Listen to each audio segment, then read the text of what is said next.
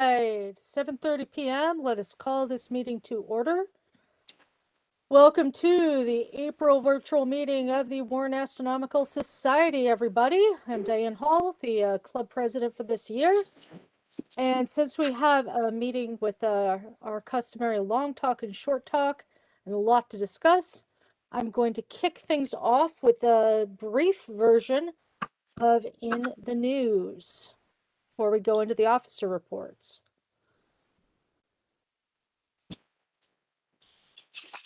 This is not every story that happened during the last 2 months, or last 2 weeks, just a couple of cool ones. I heard Ken Burton right before we went live mentioning another one that was kind of cool, which is the role that the moon and the tides played in refloating the infamous evergreen ship container, the Ever Given, that was stuck in the Suez Canal, which that is indeed a cool story. Here we go. All right.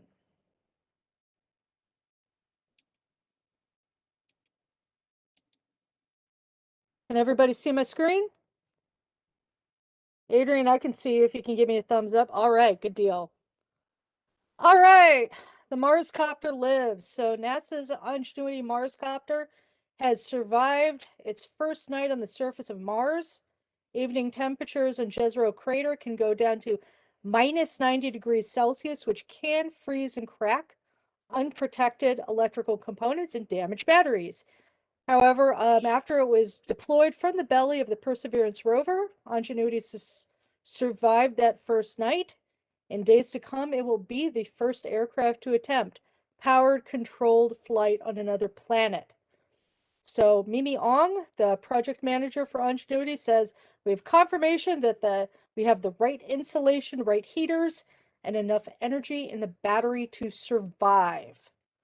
And here is a picture that Ingenuity took underneath the belly of the Perseverance rover. So the rover serves as the communication relay between the Mars copter and Earth, and it will be using its suite of cameras to observe the flight, which is the sole mission of the little copter. It carries no science instruments. Basically, can it fly is the only question that it's going to answer, and we hope to find out that the answer is yes within the next 30 days. All right, so SpaceX launched another one of its prototype SN rockets. 8 went kablooey, 9 went kablooey, 10 landed and then went kablooey, and 11 did this. It was an overcast day, went up in the sky, illuminated the clouds because it exploded. Took flight from the Boca Chica facility at 8 a.m. local time amid heavy fog. The 3 Raptor engines lit up, soared to an altitude of about 6 miles, and then suffered a rapid unscheduled disassembly. In other words, bye-bye. So the SpaceX said teams will continue to review data from and work towards our next flight test. Just to put this in perspective, SpaceX has had 4 of these babies go up in a fireball. That's basically the same as the Soviet moon rocket. However, unlike the Soviets, SpaceX has another one in the can. Speaking of SpaceX, they had something re-enter the Earth, specifically the second stage of a Falcon 9 was supposed to come down away from people, but the deorbiting failed, producing a spectacular light show over the Pacific Northwest and a large portion of the rocket crashing down in a farmer's field instead of coming down in a depopulated part of the Pacific Ocean. So the videos are quite dramatic, showing, glowing debris streaking through the sky about 9 p.m. local time. And then you've got this thing. This is one of the rockets that launched 60 of the Starlink satellites that we all know, loathe, and we're talking about right before we went live tonight. SpaceX has not commented on the situation at this time that I have seen. Sure like to know what they have to say, if indeed they do. You can see the picture in question was taken by the local sheriff's office, which recovered the debris. Speaking of things going boom, Bob Tremblay flagged me this story, and I think it is awesome. 17 tiny particles recovered from a flat-top mountain in eastern Antarctica suggests that a space rock shattered low in the atmosphere over the continent about 430,000 years ago. So these nickel and magnesium-rich bits were sifted out of loose sediment atop a 2,500 meter high summit. And Matthias van Ginneken, a cosmochemist at the University of Kent in England, says the chemistry does not match Earth rocks, but it does match up with what we know of carbonaceous chondrites, the fairly rare kind of meteor. So this is what they look like after coming through the atmosphere and spending 400,000 years plus in Antarctica.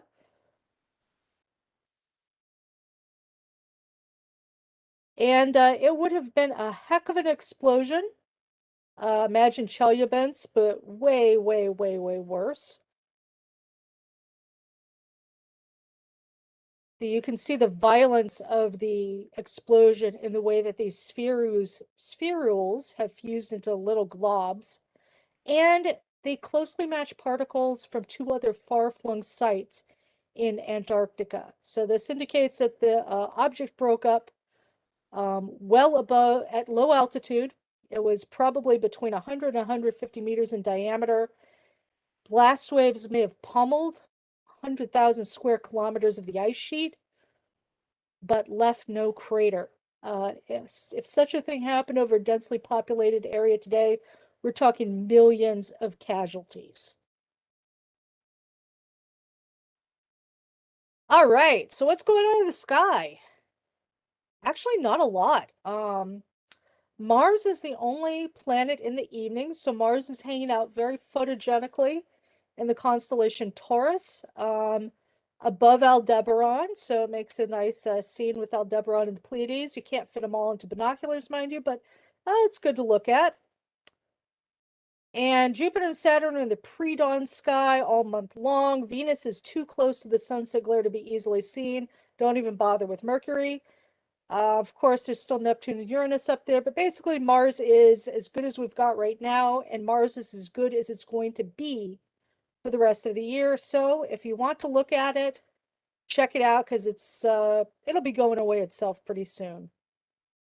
So since there's not a lot of exciting transient stuff going on, I wanted to highlight one of my favorite constellations, modest little kite-shaped Corvus the Crow, which is riding decently high in the southern sky right now. If you find the bright star Spica in Virgo, it is down and to the right. So it's 4 stars that look like a sail or a kite.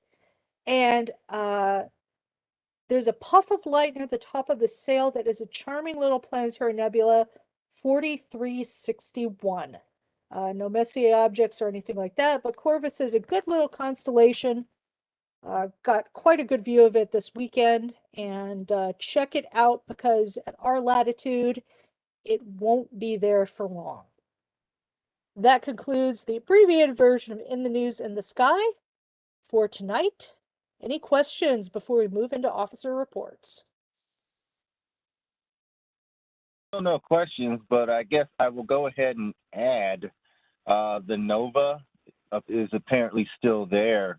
That's sitting near M52 in Cassiopeia. I think it's still bright enough to be seen. Does anyone know if it's faded recently, or I've got a couple pictures where I saw it, but anyone else have seen it or observed it lately? I understand it's still at 7th magnitude. We went looking this weekend, but Cassiopeia is actually not very well positioned for northern Michigan right now. So no dice. I've seen the pictures. It's pretty cool. Yeah. Yeah, see, we're the places that I travel, Cassiopeia is on the horizon, and there's usually nothing but lake to the north. So it's about the best place. If you're going to see it, go to a northern-facing lake, and then it'll run from the north, and then it'll go northeast as it rises along with the summer Milky Way. So Yeah. I've had an opportunity to see it. Looks kind of like another star, but when you know what it is, it's kind of cool. Yeah, and it's near to M52, and it's near the Bubble Nebula, which often is not really the best signpost in the world. But M52 is, of course, a nice bright star cluster. So yeah, thank you for bringing that one up, Adrian. And I All do have a right. comment to make. I'm sorry, David? I do have a comment to make about your wonderful presentation just now. Oh, thank You you. mentioned Corvus, which happens Yes. to be my favorite constellation too, for a specific reason. That is the constellation that contains my favorite variable star. It was a star that Clyde Tombaugh discovered in 1932. It is a dwarf nova, and I observe it every clear night. When I told Clyde about it, and then the work that I'd done with his discovery, he looked at me and he said, I guess that gives you something to crow about. That's really cool. I'll have to check that out if I get another crack at Corvus before before it goes down. The All name right. is P. Corby. Well, thank you very much for that, David. And we'll now segue into the officer reports. So, as your president, I did have an item to report the board voted on tonight. So, we're hoping to make a transition back to in-person events of some kind this year, and we'll talk a bit about that in the next couple of reports. But of course, having virtual meetings has allowed us to have people from other states, other time zones, and people who normally wouldn't be able to get out to either Cranbrook or Macomb, even locally, participate. And so, in honor of one of the individuals who has enthusiastically joined our virtual meetings, become a part of the club, and contributed on a regular basis to the WASP, the board voted unanimously tonight to extend honorary at-large membership to astronomer David Levy, because at the time that we go back to the normal order of Cranbrook and Macomb, we will lose the participation, and we find that really sad, and wanted to let him know how much we've appreciated his contributions over the last year. So thank you, David. Thank you so much. I am totally swoggled with this. I did not expect this at all, and I am so honored to hear that. Thank you so, so much. You are welcome. And with that, I'd like to turn things over to First Vice President Dale Parton. Thank you, Diane. Looking ahead at our next meeting on April 15, our president, Diane Hall, will give the main presentation entitled The Galileo Mission. Many of us will remember this was the mission where an antenna wouldn't open and the mission was almost lost for lack of communication. So quite an interesting story there. Then a month from now, on May the 3rd, Dale Hollenbaugh will have the main presentation entitled From Beginner to Journeyman, My Journey in Astrophotography. And the short presentation will be given by Jenny Callahan, who's working on a doctorate in astronomy at the University of Michigan. The subject of her presentation will be the temperature profile of a protoplanetary disk. I'd like to comment that we need speakers. Our calendar for speakers is booked up until July, when we need speakers from there on. So if you have something you'd like to contribute, please let me know. Diane, back to you. All right. Thank you, Dale.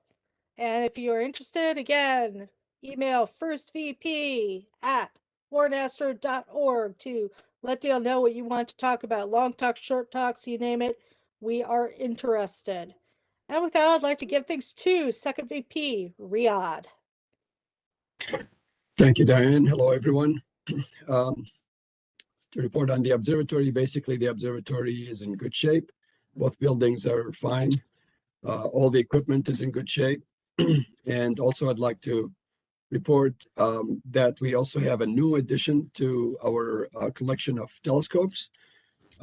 We had a gentleman who used to be a member of the Warren Astronomical Society in the late 70s and early 80s, who donated to us a 12-inch Schmidt Cassegrain telescope with a number of eyepieces, a tripod, and a number of other things that come with the scope. His name is Dr. Brian Kerman, and we thank him for his donation. The other thing I'd like to report on is, we probably mentioned before and today as well, we're looking into the possibility of having our picnic back again maybe this year. We don't know 100% for sure yet, but I'm going to contact the Metro Parks and see if we can make a reservation possibly for August 28th. And of course, before that date, we will make a final decision whether we think everything is safe and we should go ahead with that event or we will cancel it. We will more than likely have the event in the outdoors to keep people safe and not maybe inside, not open the observatory and not be inside the small building. Depending, of course, all of that depending on what the conditions of the health conditions would be of with people and the virus and vaccinations and so on. So that's to be determined, but we're looking into it right now. That's all I have right now. Thank you. Thank you, Riyadh. And I've got my fingers crossed that we will indeed be able to have that picnic. Okay, next in line, Mark Kedzier. Thank you, Diane. Good evening, everyone. Just want to report that the minutes of both the Cranbrook and the Macomb meeting for the March meeting events are the WASP, and that concludes my report. Thank you. Thank you, Mark, and excellent minutes they are. On to Adrian Bradley at Treasury. All right. Yes, I do Treasury, even though I talk more about my pictures.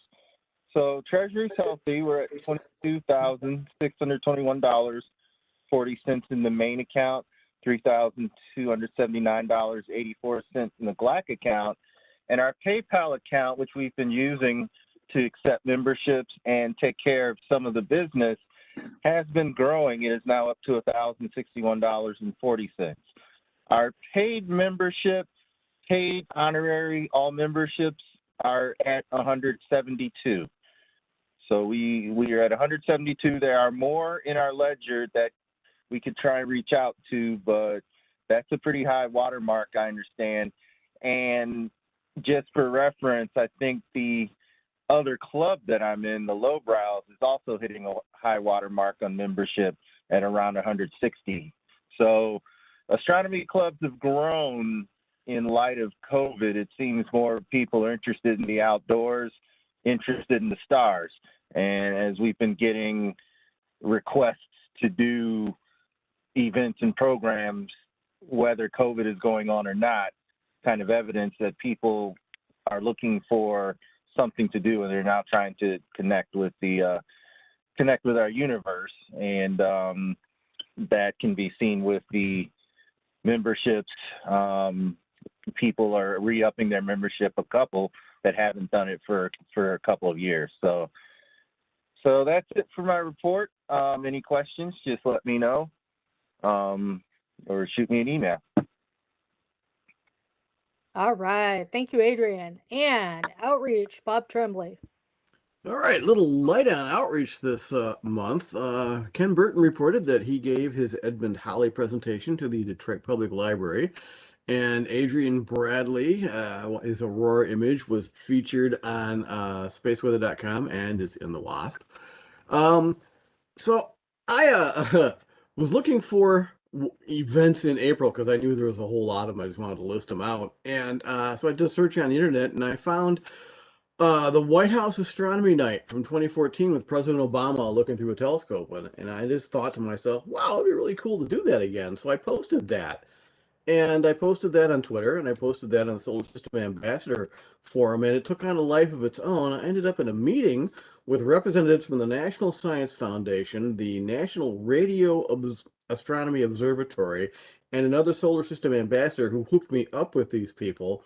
And we talked about hosting that astronomy night again. Well, the White House Astronomy Night is an invite-only event, so they invite you. And I said, well, the previous administration didn't hold it, so poke them and say, hey, you want to do this? You got volunteers. And they did tell me about astronomy on the mall, and I just had to laugh because when they were explaining it, I'm going, yeah, been there, done that, several years. So I mentioned astronomy at the beach, and so they were really amazed that there was so much enthusiasm in astronomy and so much interest in doing this kind of stuff. They are going to poke the Biden administration about starting up astronomy on White House Astronomy Night. And the astronomy at the mall, however, is something that we could be involved with. And so one of the reps was going to meet with somebody else who put that on last year. That's as much information as I have right now. We're looking at 2022 earliest. I will keep you updated as things develop. Well, so All DC right. has a couple more hours than I normally drive, so keep me posted. Have camera and truck will travel. And when I posted this, people from around the country said, someone said, I live 5 minutes away, I'll pack up. And people said, I'll drive across the country. And I'm like, I'll buy a new telescope and take it with me. Good deal. All right. And finally, we've got Dale Teamy at Publications. Well, thank you, Diane. I'm happy to report that the WASP is online, and I've actually gotten some nice feedback about this particular issue, biggest one I've put out yet. Thank you. Yeah, we're getting back up to the 50-page plus. Very impressive. A lot of glad to see so many people participating every month. All right, so that concludes the officer reports. Let's move into special interest groups. I don't see Solar Marty. The sun has had some activity. Bob, I think you had a link that you were posting. No sunspots right now, but there's actually been some stuff going on, so don't underestimate the sun. Y'all got the Soho link coming right up. All right, thank you, Bob. Double Star Group will reconvene whenever we get back to Stargate for the open houses. Yes. Of course. Correct. History Group. Oh yeah, back to me again. Yes. Okay. Well, the Name the People in the Pictures program is going quite well. So I'll have to start digging around, see what else I can find to throw out at the general membership to see if they can recognize somebody in ancient photos. Also, I welcome any old photo scans from other longtime members, so you can send them into publications at waranastro.org. All right. Yep. Sounds good. And Astronomical League. We got Jonathan on the line.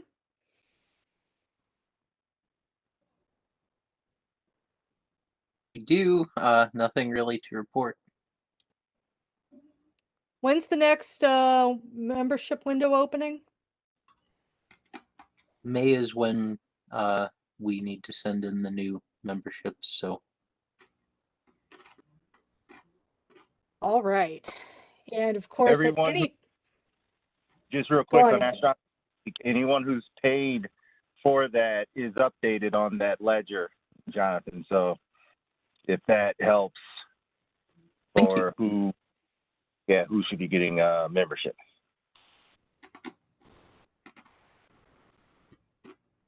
Yes, and if you are a member, of course, you can participate in the observing contest. So we would love to have some more members on the AL leaderboard for the lunar observing and the other challenges that they've got. And let's see, as far as discussion group and open house goes, we had a cloudy weekend, so we had a virtual discussion group, which was pretty lively and a lot of fun. So, of course, normally Doug Bach hosts the virtual open houses at the Northern Cross Observatory, but in the event of bad weather, we will let you know that we're converting it to a chat session. So I thought it was a lot of fun. Glad to see so many of you there that night. I think that concludes the special interest group. So who's got some observing reports? I see Bill Beer's hand up. Bill. Hi guys, I wanted to share an image for the astrophotography Oh, segment yes. here. Thank you. Share my screen here. What I have here is, I took this a couple weeks ago up at the Cadillac West Observatory. What this one is NGC 2359, also known as Thor's helmet. I've always wanted to do this one. Never really had an opportunity because it is pretty low in the sky and it's pretty faint. Plus this time of year it's always cloudy. So I finally got a chance to do it. This is about 3 hours worth of integration time. What this is for people out there, this is an emission nebula. And what causes this emission nebula is you can see this big star right here in the center. That's Wolf-Rayford number 7 star. This star is 280,000 times brighter than the sun. So what causes this emission nebula is the expelled gases from this star, which is soon to be a supernova, by the way, is what they claim. But anyway, this is all the gases from the expelled star, and since it's so bright, it lights up all this nebulosity here. This guy here is 12,000 light years away from Earth, located in Canis Major. It's pretty visible in dark skies with a larger telescope. So if you ever have a chance to get into dark sky location, especially like if you get the 22 Dob out or something like that, you'll be able to see some structure in the arms here of Thor's helmet. So, Say, Bill? Yes. On the right-hand side of that, it looks like that nebulosity is a whole lot bigger than what you're seeing, and it's being blocked by that bright region there. Well, funny you should mention that, Bob. This is only 2.5 hours of exposure time. This particular object needs at least another 5 hours of exposure time, and that will reveal all this other nebulosity around it. So yes, you are correct. This blocks out some of it that is not exposed in the shorter exposure time. So, I mean, if you look at this picture online, a lot of the good photographs, you'll see all this nebulosity around in here. So yes, you're correct. It does block out this portion here because there's not enough exposure time. That's the bottom line. Cool. But, that's beautiful. This is the main structure of Thor's helmet, and that's, I guess, that's what I was looking for. And you got some dark nebulosity in here. Yeah, longer exposure time would reveal the legs coming out here farther, as well as down here. I thought it was a pretty cool object. I just wanted to share it to everybody and yes, let you know it is visible if you get a chance to use a big telescope in some dark skies. Thank you, Bill. Yep. All right, who's next for observing? We have had unusually clear weather for this time of year. Bill, I have a question for you. Did you use a narrowband filter, or was that broadband? Actually, Dale, that is no filter. That is using the ZWO 071 one-shot color camera with no filters on it. I'm in some pretty dark skies. I'm in Bortle 3 skies up there in Cadillac. So I really, although that particular night there was almost a first quarter moon. So you're right. I could have used like the L-enhanced filter or something like that to make it better, but this was with no filters. Okay, thanks. Cool. So I've got a Adrian. report, of course, and Bill, that's why I travel. to see some of those Bortle 3 skies, I go further north and I've seen Bortle 2. I'll try and share quickly, as everyone's seeing these images. If you've never seen the zodiacal light, well, this is kind of what it looks like. After the sun set in this spot, this is maybe an hour, maybe an hour after sunset, where the last vestiges of twilight are visible in the sky. There's the Andromeda Galaxy. I don't know if you can see my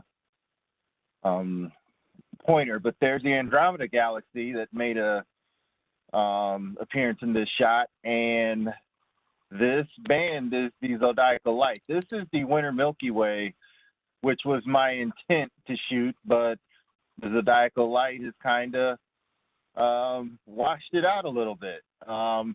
As awesome as it is, the visual astronomers will actually hate it when they see it, because whatever part of the western sky it's in tends to block out some of these things. There's Taurus, there's Mars. You can barely see it with my pointer. That's Mars, and that's Taurus. That's how close they are. And there's Orion. This was with a super wide lens, so I got a pretty good amount of real estate. If you ever get the chance to go to Port Crescent State Park, it is a very good park for observing, and you've got this beach. This is Lake Huron. Really quickly, as the night went on, it remained. Here it's dark. There's Andromeda again. There's Orion. And actually, I think this is the 14. That other one may have been 17, because I've got even more room over here. It's dark, and it's still here. There you go. You can. So this is the zodiacal light. For those that haven't seen it or are in some fairly bright skies where you don't see it as well, the skies here are Bortle 3, and the northern view is pretty spectacular. So behind me, you can't make out the Little Dipper. The stars are that much. Now I don't know. I would have to find it, and I'm not so sure. If I can't find it in 2 seconds, I'd just rather turn over the let's see, Upper Peninsula. Okay, I did find it. Bortle 2. When you go north, further, even further, I'm not sure where you are, Bill, at Cadillac. Get close to Paradise, close to where Quamden Falls is. This is about 30 minutes out. I think the lights over here, there's a couple, I think, and I forget which little towns. But if you look at the light pollution map, you'll see that this is in a Bortle 2 zone. This is how the Milky Way looks naked eye. This was a picture basically of what I was seeing in the night sky. It was not an edited so much picture. You do see some color in the Milky Way. It gets that dark. So that's kind of your indication when your skies are getting dark. Those that have been able to see a sky like this, most of the time you have to go out west. But you go up here, about 45 minutes or so above Mackinac, crossing over to the UP, you get into some Bortle 2 skies over here. And if it's clear like it was this night, this is what the Milky Way looks like. Now, you get a hold of it and you process it and you make it look like this spectacular looking ribbon in the sky. But more impressive to me is the fact that this is a naked eye shot. You're seeing structure and color in the Milky Way. Bortle 1, something like an Okie-Tex star party, you would go to something like that in order to see it even more defined than that. But here in Michigan, if you feel like driving, as I do, you can get to some skies that will amaze you. I know Dale and Bill are close to those skies. It's not a far drive to be able to see some pretty impressive things. I think it's in the picture, the nova. The best ones that have been taken were by Doug Bach, I think, showing you where the nova is in Cassiopeia. So get out, observe if you can. Lake Hudson does get decently dark, but it's one of those things where you have to catch it on the right night. So that's my observing report. Get out there and see the sky. When it's clear, it can be beautiful. All right. Thank you, Adrian. Anybody else get some observing in recently? Yeah, can I share some stuff? Sure. Share my screen here. All right, so I have been going out almost every usable night and programming my telescope for a run. I've been getting some galaxies. This is M64. I did this, I think, 2 nights ago. The Leo triplet and some friends over here. I got some good number of hours on this one. Zoomed in here. I know this was shared. I think Bill did one of these recently. This was pretty good. Pretty good view of the hamburger, I know. This is M78. This is the first time I've viewed this. It has a lot of dust in it, which I think is correct. I'm not certain if this is the exposure or not, but the red is Barnard's Loop here. Normally each night I go out because of trees and whatnot. I'll do something in the western sky for a couple hours until about 11 o'clock, midnight, and then I'll switch to something in the eastern sky for the rest of the night. So I think it was 3 nights, 2 hours each on this one. Up in the north, I got M81 and M82. You can see right here this little fuzzy thing, which sometimes is hard to capture. Something called Holman 9, something like that. Holberg Yeah. 9. Yeah. Which I think was pretty good to capture that. Can't see much of the X-ray red stuff up here in the cigar, but this was only, I think, 1 night worth, maybe 2. This is the first time getting Markarian's chain. This is 2 nights worth of data. Actually, this fuzzy stuff down here is at the lower right is M87 just out of frame. But we got Markarian's chain here, and then I extended a little bit further the way my sensor was. I got this, I think that's M88 down there. Could be M58. I'm not sure. I forget. But this was a good one to see. I'd heard of it, but I'd never viewed it or photographed it before. So I was happy to get that. I think this is the M89 group. 88, 89. Sometimes it's hard to remember.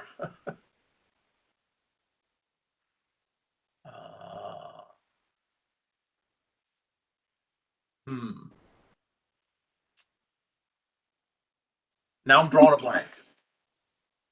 I'll have to check that one. Let me come back to that one. M96 group, three Messiers, and an NGC. Yeah. M101 pinwheel. Nice. Yeah. Zoomed in on that. A little noisy, but I'll attempt that one again. Different settings, maybe to bring out some more detail there. This was just a couple of nights ago. This is the Monkey Head Nebula. 1 night. 1 night's worth. I did this with a narrowband and hydrogen alpha for the red and oxygen for the for the blue there. Yeah, I pumped up the blue a bit. It was fainter. So HOO is what they call that. But oxygen for blue and green. That's it. Let me go back for a second here. This M94 was the cat's eye. Ah, okay. So I've been able to, we've had some pretty clear nights, and I've been able to get a number of galaxies. I'm about ready to switch over to my long telephoto, my C11, to zoom in on some of these. These are all done with an 80mm refractor, which I've only had now for about a month, and I've been really enjoying it. So it's not the longest focal length, but it's been giving me some really clear, clean images. And since it's not a long focal length, that's very easy to guide. Although these stars look a little bit wonky, but you know, it is Michigan, so skies aren't the best. But yeah, so you know, at these focal lengths, you can gather quite a few galaxies in each view. So. Okay. All right. Well, that was a lovely gallery of pictures. I think we have time for one more observing report before we go into the short talk tonight. Anyone? Anyone? Jonathan? Oh, I think David had a... Okay, let's do David and then Jonathan.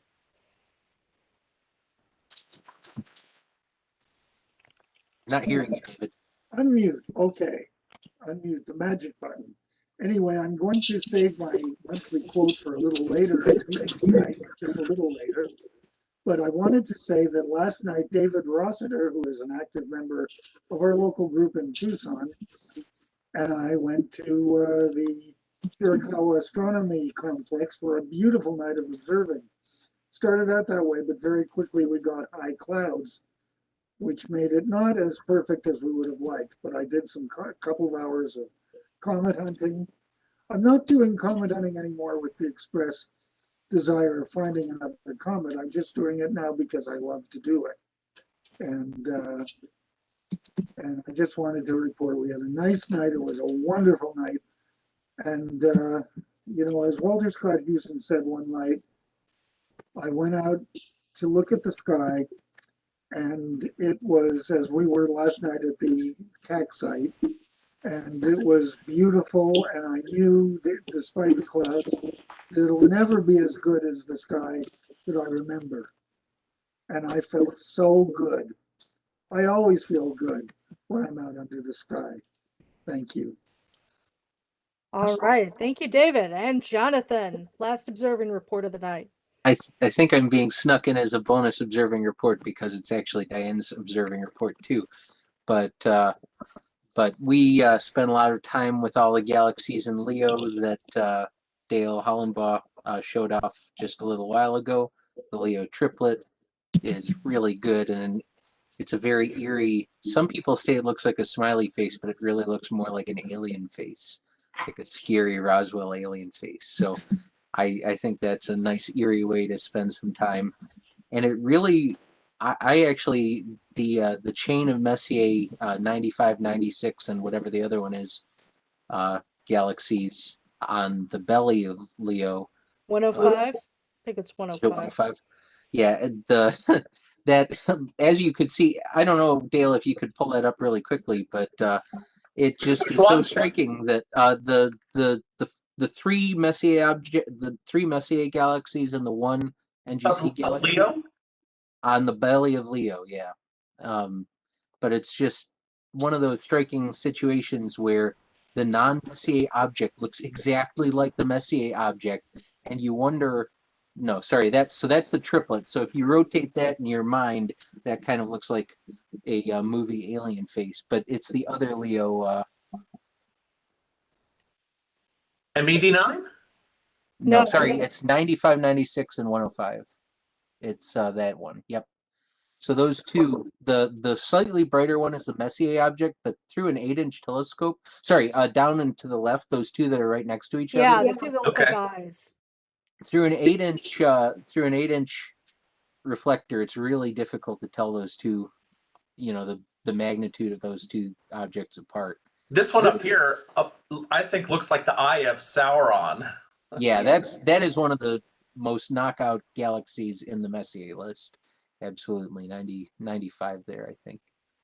But the other two, it's just very strange to think about why is one a Messier object and the other one isn't. They both look like comets, but And the last thing that I wanted, you know, we looked at M44, we looked at the Shoebuckle cluster in Gemini, which are both really, I mean, M44 in a dark sky, we were up in northern Michigan, is just naked eye. It's just such an impressive thing to see. And Adrian actually got a really wonderful photo of it a few weeks ago. I don't think he showed it tonight, but we also spent time with the object in Cancer that nobody looks at, which is Messier 67, which although, you know, it's dwarfed in both cultural and maybe you could say visual impact by M44, it's actually scientifically hugely interesting because it's the oldest open cluster that is close to us. So it's a wonderful way to see stars evolve. So it has 30 blue stragglers sitting in it. It has a bunch of red dwarf stars. It has a bunch of stars very much like our sun. There's hardly any dust in it, so you can see all the stars in it really nicely. So, you know, I would really encourage you, and you can see it from the city just fine. So I would encourage you to go out the next time it's clear and spend some time with Messier 67 and make it feel better about all the time that you've spent with M44. So that's my report. All right. Thank you, Jonathan. It is now 8:16, which means I need to turn things over to Dr. Dale Parton, our program chair.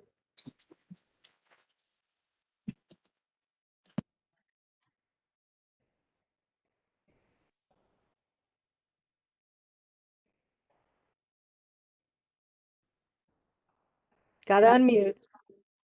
Can you hear me now? Yes. Okay. Sorry about that. I hope Annie Blackwell is okay with the fact that we're running just a little late tonight. So the short presentation will be given by David Levy. He, I think, doesn't need a whole lot of introduction. We've heard talks by him recently where I've introduced him. Very well known for his comet discoveries. More recently, he got a doctorate in English, looking at English literature concerning astronomical objects. Makes him fairly unique, I would say. He's become a regular contributor to our WASP newsletter and to our online meetings. David, your presentation tonight is entitled "Of Schmidt Cameras, Comets, and Asteroid Bennu, a Long Friendship with Rick and Dolores Hill." David, you're on. Thank you so very, very much for that fine introduction. And I'm hoping that this is going to be okay. This is just a little bit of a dip into memories and a little bit of recent history. I got my master's degree in 1979 and promptly relocated from Kingston, Ontario to Montreal, Quebec to Tucson, Arizona. And in fact, I was already in Tucson when I got the degree, so I wasn't able to go back to Queens to accept it in person. But I arrived here and it was really exciting. Instead of having one clear night a month, we had perhaps one cloudy night a month. My first month in Arizona was really pretty special. It was, I think that night we had, excuse me a little bit, one thing that hasn't stopped over the years is my asthma, and I'm still getting a little bit of it, but I'll be okay, and I think I'll survive another few minutes. But anyway, that first month in Arizona, I think we had 29 clear nights. I didn't know what to do with them, but I managed to use them and do very well and enjoy what I was doing. Late that fall, the telephone rang, and it was a fellow named Rick Hill. And Rick Hill wanted to talk with me to say that he had just also relocated to Arizona to take on a position with the Warner and Swayze Observatory atop Kitt Peak. And we talked about it for a little while, and I was interested to hear what he had to say, that he'd been asked to come to Arizona to be the observer at the Warner and Swayze telescope. And he and his wonderful wife, Dolores, had just moved to Arizona.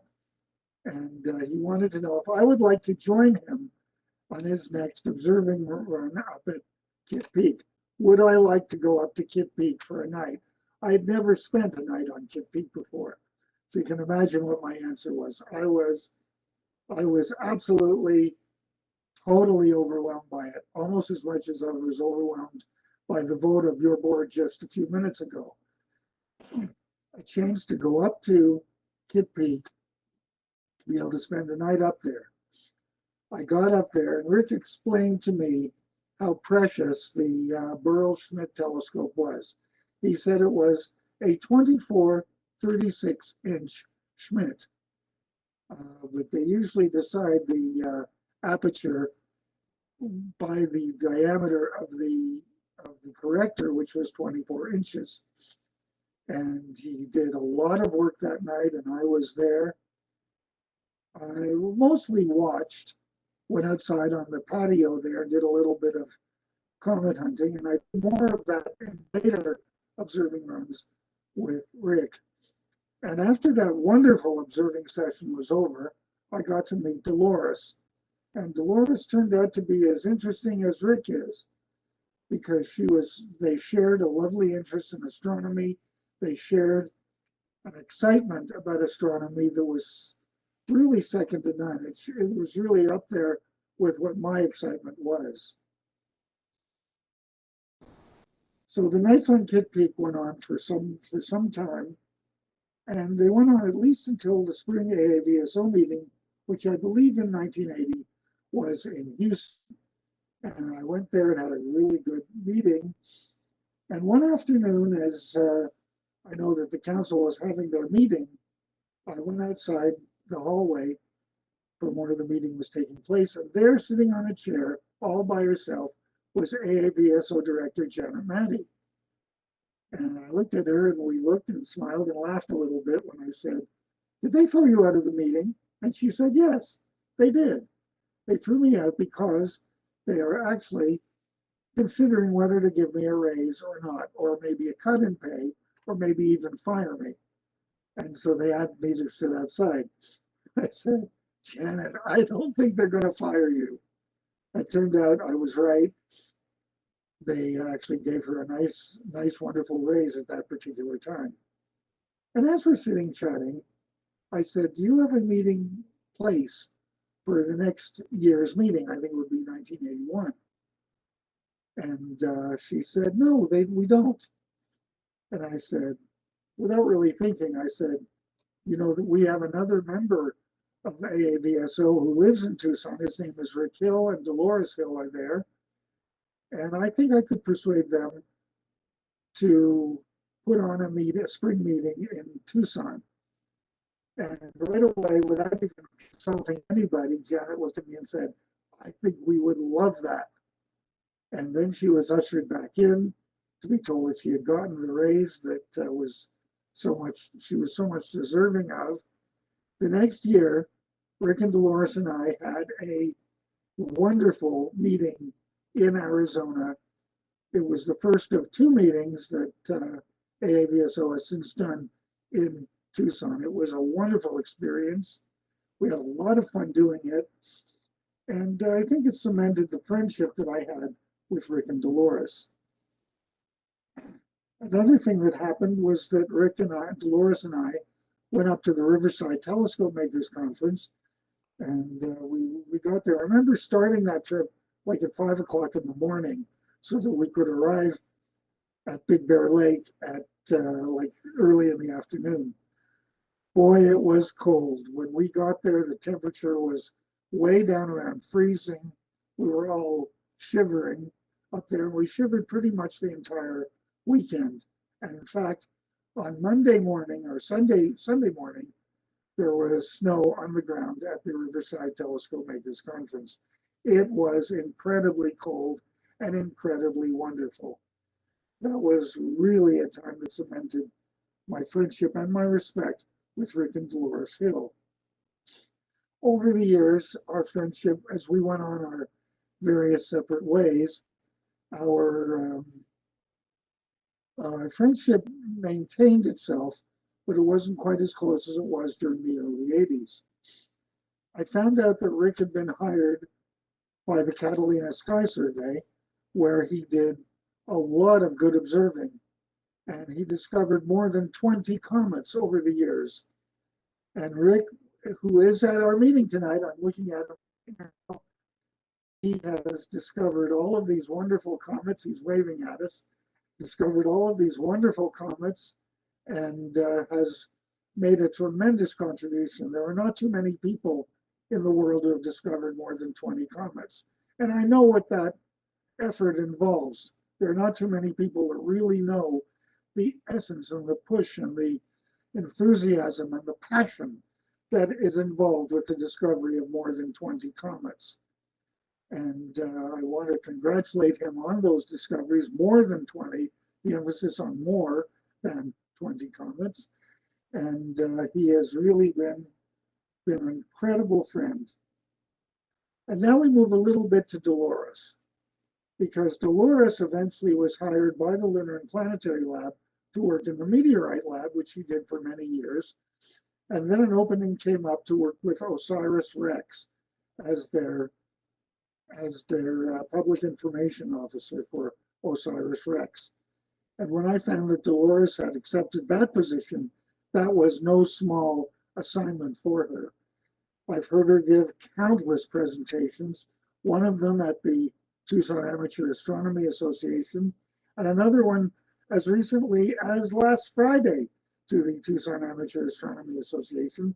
And I know she gave one, I believe she gave one here at our group as well. And Dolores has done some wonderful, wonderful presentations there. Our friendship has improved a little bit over the years. Just before the pandemic hit us, Dolores and Rick and I had a lovely lunch one day at the restaurants just before the restaurants all closed down.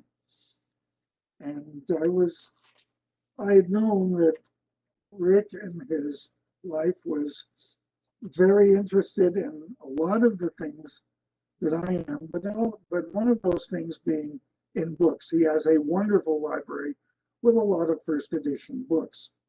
I remember when I had last seen it, there were several editions of Bart Bach's, the Bart and Priscilla Bach's The Milky Way. And I'd asked him if he had had a first edition of that, and he sort of shook his head and he said, "No, I'm afraid I don't." Anyway, we're having dinner there. We're having lunch there at this restaurant in Tucson. And I said, "I thought that you would like to have this book for your library." I presented him then with a copy of a first edition Bart and Priscilla Bach, The Milky Way. I looked at the look on his face and the emotion that just went right through him when he accepted the first edition book. And I knew that this book would have a wonderful home with him. And he would add it to his library, which I believe he has up till now. Our friendship still goes on. Rick is doing his thing. He has retired from the Catalina Sky Survey, but we respect him immensely for those comments that he added in the years he was working there. Dolores is still working with OSIRIS-REx. She is, I imagine, going to supervise. Its call back to Earth will come later this year. I think next month it does. And we're looking forward to her jumping up into the atmosphere and catching OSIRIS-REx as it comes back with its sample to return to us here on Earth. I'm going to end with a quote, which I didn't do in my observing report this time, but I'm going to do it now. It's from Bart Bach himself, and he's advising his students. And I think he would be advising all of us right now, and Rick and Dolores, as we go out and enjoy our passion for the night sky. His words are as follows. When you are in an observatory at 3 o'clock in the morning, stop your photograph, stop your photometer, walk away from the telescope, walk down the stairs, walk out the front door. Now walk 20 paces, no more, not 21, not 19, walk 20 paces, no more, no less. Then stop and look up at the night sky. just to make sure that you're making bloody sense. I can't get over that expression. I feel that way every time I'm out at the night sky, and at the countless times that I've observed with Rick and with Dolores over the years. I wish them well. I wish them the best of fun being out under the night sky and enjoying the sky that we have to offer here in Arizona. And thank you so much for giving me the chance to be your friend over the years. And Rick and Dolores, may you enjoy many more years under the night sky. Thank you all so much. Thank you for that beautiful tribute, David. Jonathan and I got to enjoy the hospitality of Rick and Dolores back in, I think it was 2014, and it was a wonderful weekend. But before I give you the chance to respond, Rick, in case you're so moved, back in 2017, the board extended lifetime membership to Rick and Dolores jointly. And unfortunately, we've not found a way to ship this beautiful plaque safely to Arizona. We were hoping perhaps somebody could convey it out personally. So we've been keeping it all wrapped up all these years. But we'd like to get it into your hands. So I just wanted to remind you all that we have extended our highest honor to them both, because as you may have heard from David's talk, it is definitely merited. So thank you so much. If you'd like to say anything, Rick, I see you there. If not, just wave.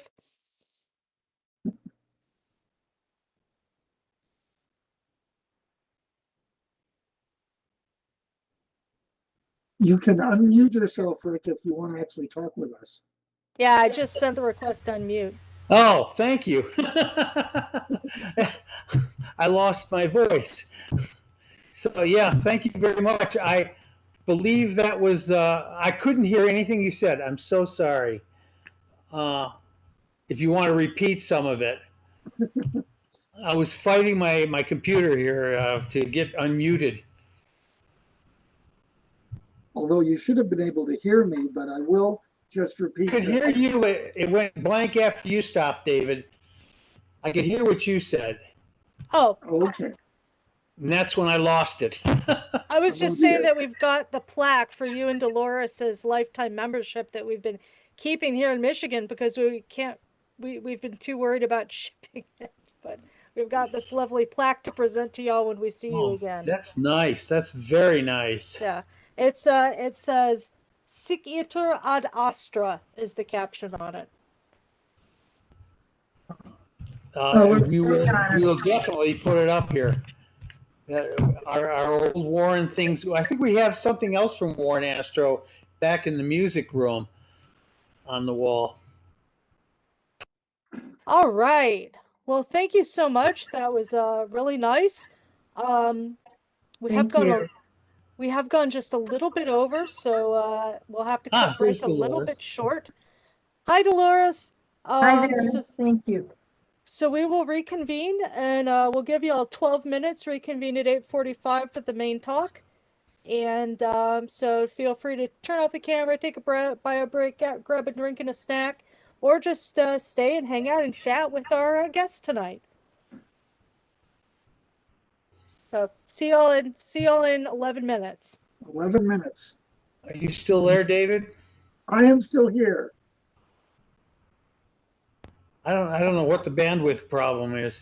Yeah, that's 27 comments. Did you get that email from me? Oh, I didn't quite. 27. All I could do it's comment, but none of them ever will be naked eye. You've actually beaten me. You have more comments than I do. But you got more naked eye comments, and they count for more. Well, we'll argue that some other time. But you know what action it takes to find 27 comments is wonderful. I'm so honored to be called your friend. Well, I would have thrown up something. I would have thrown up something for the observing report, but I'm afraid My eyepiece is racked out a lot further than you guys.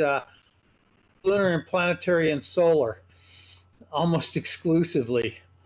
So what I'm working on right now are some 2 kilometer and 1 kilometer resolution lunar images. Oh, nice. I may Uh, I may be the next person to go to Tucson, by the way. That's my alma mater, University of Arizona. Ray, who's speaking? Ken Burton. Oh, okay. Anyway, I'm my alma mater is the University of Arizona, and Oh, no. and I've been promising to go out there for a while. As soon as this thing loosens up a little bit, I'm on my way. I've got family out there as well, and all my fraternity brothers. So I'm planning on going out. So I may be the next one to deliver your thing. Very nice icy drinks out here. It was 95 today. I know. Hi, I Rick. love Tucson. No Tucson was the rain best. forecast. Hi, Rick. Hi, Rick. This is Doug. Hey, Doug, how you doing? Pretty good. How about yourself?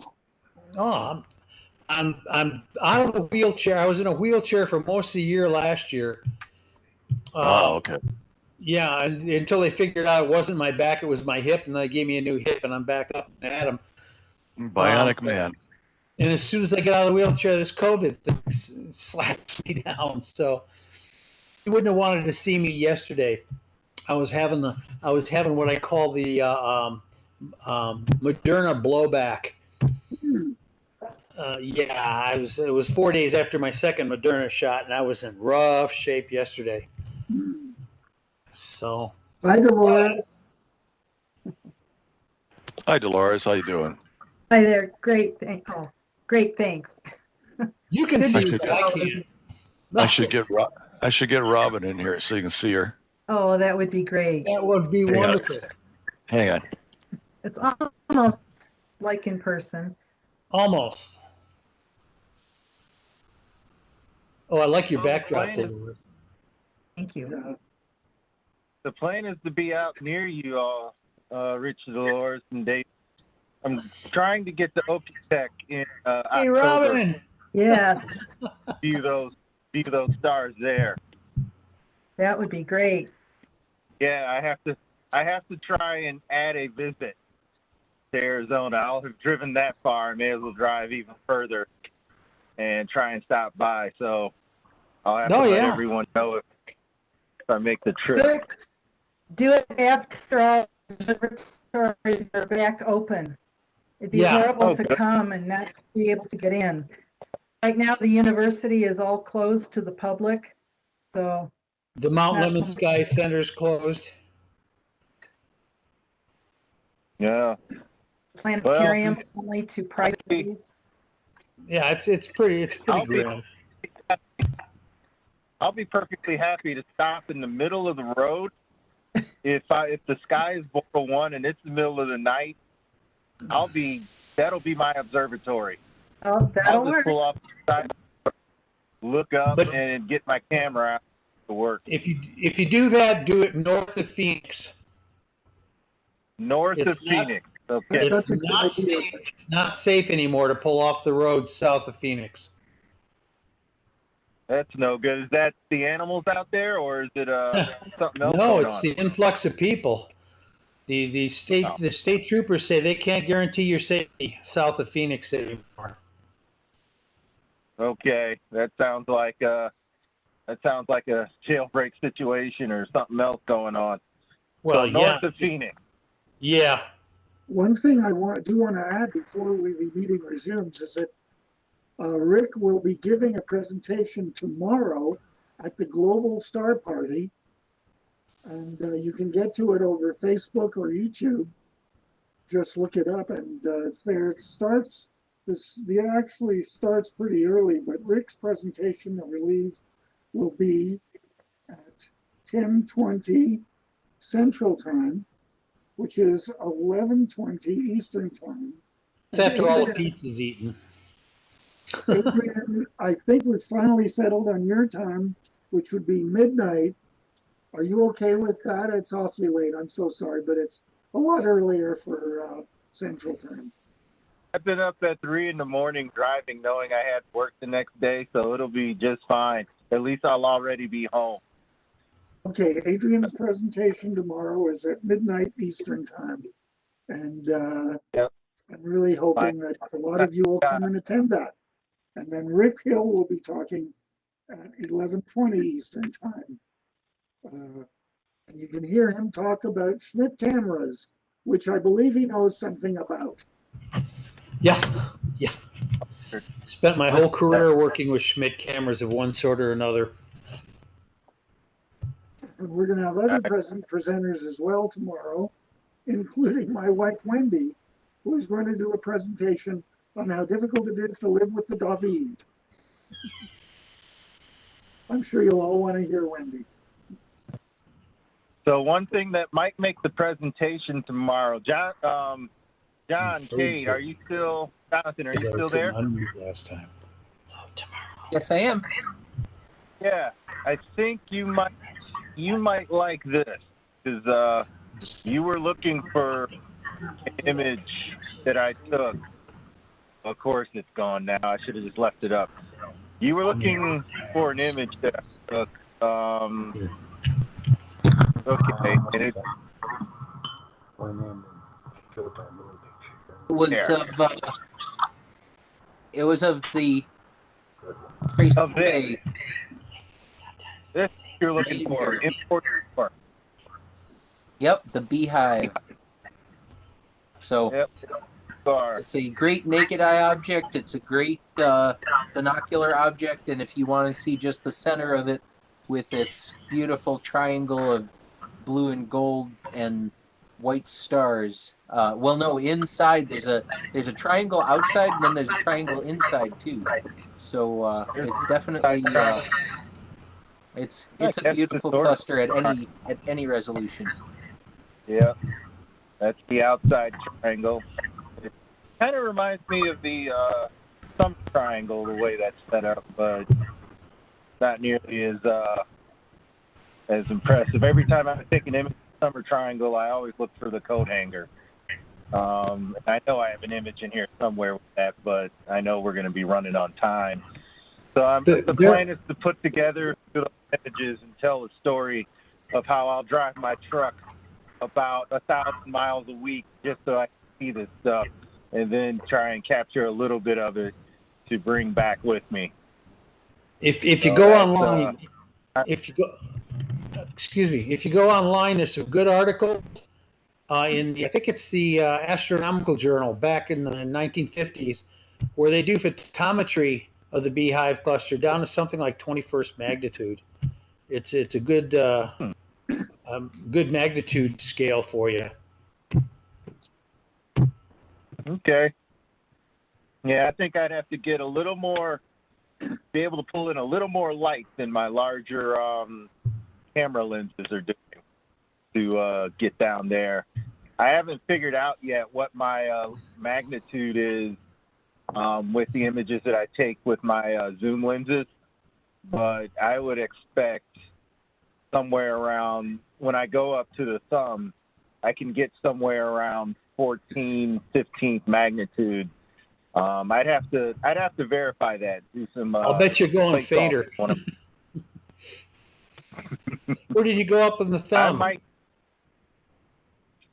might. Where do I go, or when? Yeah. You go as far as Bad X? I go further. I go all the way to the tip of Port Huron, where Point Albarques is. If you go to Port Crescent, it's rated as a dark sky park. Not so. I didn't think the sky even was as good. 30 minutes along the water to the eastern part of the thumb, that's where it's a true Bortle 3 sky. Maybe even 2.6, 2.7. The contrast is just that much better. Over in where Eagle Bay is, Dale, you know you're in that area. Dale's seen Port Albarques and seen how dark it can get up there. Yeah, that's a nice spot. I've never photographed from Port Crescent, but just looking at the light pollution map, it's closer to a city. It's designated as an international dark sky, but I'm sort of partial to Point Albarques. For one, it's closer. Yeah. But All it's a nice spot. All right, gang. Been a lively discussion, but 8:45 is our posted time to start the feature presentation. So I invite you all to filter back to your virtual seats with your home drinks and home snacks, because I would like to turn things over again to Dr. Dale Parton to introduce tonight's long presentation. Okay, thank you, Diane. And I see our guest speaker has made an appearance here. Annie, welcome. Tonight, our speaker is Annie Blackwell, backed by popular demand after a short presentation she gave some months ago. She is working on a doctoral degree in astronomy at the University of Michigan, and her previous short presentation to us was on black holes. And in addition to her doctoral studies, she is in the leadership committee of a group called Astronomy on Tap in the Ann Arbor area. And she's also active in preserving Michigan dark skies. Her subject tonight is related to her doctoral studies and sounds rather exotic. Supernova, remnant, kinematics, and cluster metallicity, X-ray mysteries. Annie, tell us what you've been working on. Yeah, thank you for the introduction, and thanks for having me back again. I had a lot of fun presenting last time, had so many great questions, so I'm excited to be back again. Let me share my screen and present. Okay, can you all see this? Yes. Perfect. Okay. Yeah. So like Dale said, also, hi, Diane. It's nice to see you virtually again. I hope we get to do astronomy on tap again soon. Me too. Yeah, it should be nice to go back in person. So I'm presenting on X-ray mysteries, supernova remnant kinematics, and cluster metallicities. So these are two research projects that I have worked on. One of them for my senior honors thesis presentation in undergrad, and a current one right now. So this is the overall structure of my talk. I'll give a brief overview on X-ray spectroscopy, which is what I do and what I specialize in. Kind of give everybody a background to better understand what's going on. And then I'll talk about supernova remnant kinematics, and then the missing metal conundrum, which that one's the fun one. So X-ray spectroscopy. The two current X-ray observatories that I use, there are more up in the sky, are the Chandra X-ray Observatory and the XMM Newton Observatory. And of course, these are artist renditions. They are both still currently active, and Chandra is actually just a year younger than I am. I'm 23. So it's doing well for an X-ray observatory, and XMM Newton is, I think, about 20 as well. And one of the great benefits of these two telescopes is that they've amassed a massive archive of data. So all of the X-ray data that I'm using, that I will present to you during this talk, is all archival data from these two telescopes. So to get data from the telescopes, you have a photo in X-rays, and you can extract spectra. This is kind of a spoiler for later in the talk, but it's still important. So this is an X-ray image from Chandra of a galaxy cluster, one that I am studying. And this is a spectra that I've extracted from this region that I have defined in this photo. And the reason I'm showing you Chandra is because the XMM Newton spectra get a little more complicated. If you're curious about it, I have an additional slide at the end, but I don't have time to go into it. And honestly, I think the science is cooler, so I won't talk about that. But to extract the X-ray spectra, I have to use special programs that were designed and written for the X-ray telescopes. There's Chow and Sherpa for Chandra and SAS for XMM Newton. And actually the writer of SAS, his name is Steve Snowden, and I am honored that he has decided, or not decided, I've put him on my first author publication. So it's really great to have been working with him. So we use these programs to extract and reduce and better understand the data. And these spectra can tell us a lot about the physical implications of what's happening in these regions. But to get this information, you do need to apply models, and to know which models to apply, you have to have some idea about the physics going on in these regions. All of these models have certain variables that are allowed to vary, and these variables will change the shape of the overall fit of this model to the spectra. And so some key parameters to that fit are the plasma temperature, what's called KT, and we measure it in kiloelectron volts. And it's dictated by this overall background shape to the spectra, which is called a black body curve. And the peak of the black body curve is, you can calculate a temperature with it, and it's called the effective temperature, or the temperature of what that object would be if it were emitting as a black body. You can also get elemental abundances, which are any absorption or emission lines, any deviations from this overall black body curve. Absorption is due to colder material, and the emission is due to warmer material, and it really just tells you what and how many elements or molecules are present in the system. And then we have the normalization. This is the height, essentially, of the model being fit, and it'll tell you the relative abundance if you have multiple models being fit. And you will have multiple models being fit because there's so much more going on than just the region that you're interested in studying. I mean, you've got the Milky Way, obviously, it's between us, so you have to model the Milky Way emission. And then you have the local hot bubble, which is a hot bubble that surrounds the local stars around the sun. And then you have background objects, which you need to account for as well, and some soft X-ray emission. So you've got a lot of models, and you need to know general weights. Okay, so I will move on to supernova remnant kinematics. This was my honor senior thesis presentation.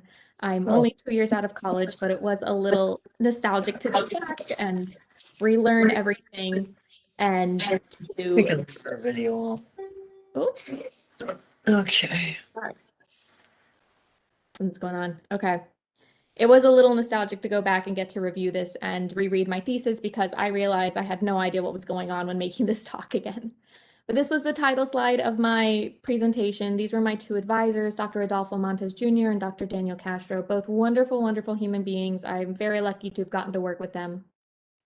They are currently at the Center for Astrophysics in Boston, Massachusetts. So hopefully I'll get to see them soon. So overview for this part of the talk, I'll review what I talked about last time, which is why you all had me come back, and then talk about supernova remnant overview, some median energy imaging, which I'll describe, spectral models that I've used, and results. And some special notation for this portion of the talk, SNR is supernova remnant. DEM L71 is the specific supernova remnant that I'm studying, or that I studied, and CSM is circumstellar medium. Okay. So this is from last time. These are two images of the same supernova remnant. On the left is a photon count, so literally how many photons are you getting for that location. And then on the right is the median energy image, which I will talk about how to get that again later. But the key point of these two images was that there was one distinct difference, and that was this anomalous energy feature, which, if you can't quite see still, is this feature here. It looks like a brighter color in the median energy image, but if you try to find it in the photon counts, you'll notice that it is in a low density region. It looks like there's nothing there. So what the heck is it? And that's what I was trying to find out. So you get a supernova remnant from a supernova explosion, the death of a massive star 8 times the mass of our sun or higher. And the star explodes because the core of the star doesn't have enough energy to fuse any more elements heavier than iron, so it loses that outwards pushing pressure from the nuclear fusion, and gravity wins and everything falls back in. Gravity will always win in the end. As everything falls back in and implodes on itself, it hits the center of this dense star at such high speeds it shoots back out. We get our supernova explosion. And what's left behind is a compact object. And then, of course, you have this other material that was expelled, and we call that the ejecta. And this ejecta is moving out into space at such ridiculous speeds that it creates a shock wave moving out. And the shock wave is moving out through the CSM, or the circumstellar medium. This is just the space locally located around a star. And so as the CSM gets shocked, we have a bubble of shocked CSM that collects behind the forward shock. And around the outside of the forward shock, we actually have a collection of unshocked CSM. And when the mass of that unshocked CSM is roughly equal to the mass of the ejecta, we form what's called a contact discontinuity, and that's that green circle here. And all that's saying is there's a region defined that separates an inwards moving shock wave that's created at the contact discontinuity, and then the forward moving shock wave that was already there. So this reverse shock propagates back through the ejecta, shocking that material as well.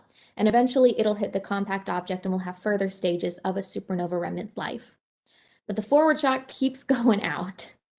And so if we apply that to our picture of DEML71, of course, we're going to have our forward moving shock is way out on this outer edge. And we think this outermost material here is going to be the swept up CSM. And then we have the ejecta here somewhere in the middle. To get more information out of this image, we wanted to use a new imaging technique based on statistics called median energy imaging. And the way to start this is to put a general grid over your image. And you look at each grid square individually and take one, doesn't matter which one, and I put in some extra photons, that's the bin on the upper right, and each color represents a different X-ray photon energy. Now we organize these energies and pick the median energy or the middle energy, and we color that grid square that color. Of course, X-ray photons don't actually have color because we can't see X-rays, so we assign it arbitrarily. In this case, green was the luck of the draw. And if we do this for all of the squares, we get something that looks like this. And this is not completely accurate. This is just something I did by eye, but you can still see the general shape of the supernova remnant left over in the median energy image, but you get new information because it's highlighting the energies and not the counts. So in higher resolution and done in Python, we get this image, the one on the right. And again, we have our anomalous energy structure that appeared on the southeast rim of DEML71. And again, it's in the low density area on the photon count, so it was really difficult to figure out what it is. And by eye, if you kind of match up the color, you can convince yourself that, okay, maybe it's about 0.9 keV is the color. It kind of looks like that of the ejecta. But it doesn't quite sit right because its location is where we expect the CSM to be. And so we had this really tug and pull about whether the structure really is ejecta that somehow got out there, and why is it the only place where there's ejecta in the outer part of this supernova remnant? Or is it just really high energy CSM? So we wanted to figure that out. And to do that, I extracted spectra from the ejecta and the CSM regions, developed spectra for both of those, and apply that spectra to the anomalous energy region, looking for the different weights in the normalization to figure out which was the most applicable. So these are the defined regions that I had come up with. So the way to think about this is if you have a if you just have a sphere, a big 3D circle, and you take it and you push it down flat onto a piece of paper, you go from something 3-dimensional to 2-dimensional. Now on this 3-dimensional sphere, all the circumstellar medium is around that outwards moving shell of the sphere. When you collapse it down 2D, the highest density regions of the CSM will be along the perimeter, which is why I made this polygon region around the outermost edge of the supernova remnant to collect the CSM spectra. Now, a note is that I did make sure to avoid the anomalous energy region, which is right here. For the ejecta reasons, the same argument as the CSM will be densest around the perimeter. The ejecta will be densest in the middle, and that's also where the CSM will be the thinnest. So I have 6 spectral extraction regions defined here. They're funcally numbered because I actually had spectra going all the way across. I called those the transverse spectra, and then I had the diagonal spectra, but they didn't end up mattering, so I took those away. So this is an example of one of the spectra extracted. This region is not important at all. It just happened to be the one that I picked for my presentation. I really don't know why, but I just stole that slide for this. So all of the white dots are the X-ray photons that are extracted from this region. I'm not quite sure what the binning is here. Each dot could represent 10 or 20 or 50 X-ray photons. I don't remember, and it doesn't really matter. And then the red line is the fit that is fit with the model. And the different variables determined from this model fit are written here. So the first one is N sub H, which is also the column density. And this just tells you how much hydrogen is between you and the object. KT is the plasma temperature. Tau is the ionization timescale, or how long it's been since that material has been shocked. And then O, Ne, and Fe, oxygen, neon, iron, they're just elemental abundances that are being fit. So these are all of the parameters that I left free in my model that I had fit for me when fitting the spectra. So moving on to determining the models, this is the ejecta model. This is an example spectral fit. This is from region 8 transverse, which is the central black region. And all in all, I had 6 different models fit. Yeah, the values don't really matter. I just averaged them together at the end and had an overall ejecta model, which is great. All of these values are going to be fixed in the final model I apply. I do the same for the circumstellar medium, the CSM, although it's only one model because it was just a really big region. It made things a lot easier. All right, so when I have these models and fix all of these values and only allow the normalization to vary, I have something that looks like this. This is all of the data from the anomalous energy region, and the red is the ejecta and the blue is the CSM. I have it labeled as ISM here, but it doesn't make that much of a difference. And by eye, you could say maybe the blue model is fitting the spectra better, but the argument is, okay, at higher energy, it deviates more than the red does, especially at this peak at about 0.9 keV. The red definitely seems to fit a lot better than the blue. But down at lower energies, the blue seems to fit the data more, maybe even overestimating at some points. And the red, the normalization is too low, however, the overall shape is correct. So it's really hard by eye to figure out which of these is correct, so we turn to the actual ratios of the normalization. And I will note that fitting this one spectra, region 2, is not particularly useful. So we fit this for 3 regions, region 2 being the anomalous energy region, and 1 and 3 on either side of that anomalous energy region, but not containing it. So if something is happening in this region 2, we'll know about it. We'll have something to compare it to. And the part I want to draw your eye to is this. This is the energy flux. It's just the ratio of the normalizations of the ejecta to the ISM. So the higher the number is, the more the ejecta model contributes. And for 1 and 3, you get that the ratio is 0.15, but for 2, it's over double that contribution. So it really is the ejecta that somehow made its way out to this very outer edge of the supernova remnant. And the final part is explaining how the structure got there. Unfortunately, I can't really do that. Our biggest hindrance in answering this question is that we don't know the 3D kinematics of this structure. If we were trying to observe it, we could pick out maybe some redshifts, figure out which direction to or from the gas is moving, but we can't tell whether it's the gas closest to us, in the middle, or furthest away from us because everything's squashed down into 2 dimensions. We have no clue. So instead, we just kind of hypothesize. The ejecta could have gotten an extra velocity kick in this direction, so it was able to move out further simply because it was going faster. That's one possibility. The other idea is that maybe the CSM was least dense in this area, which allowed for the expansion of material out into space faster than in some of these more dense CSM regions.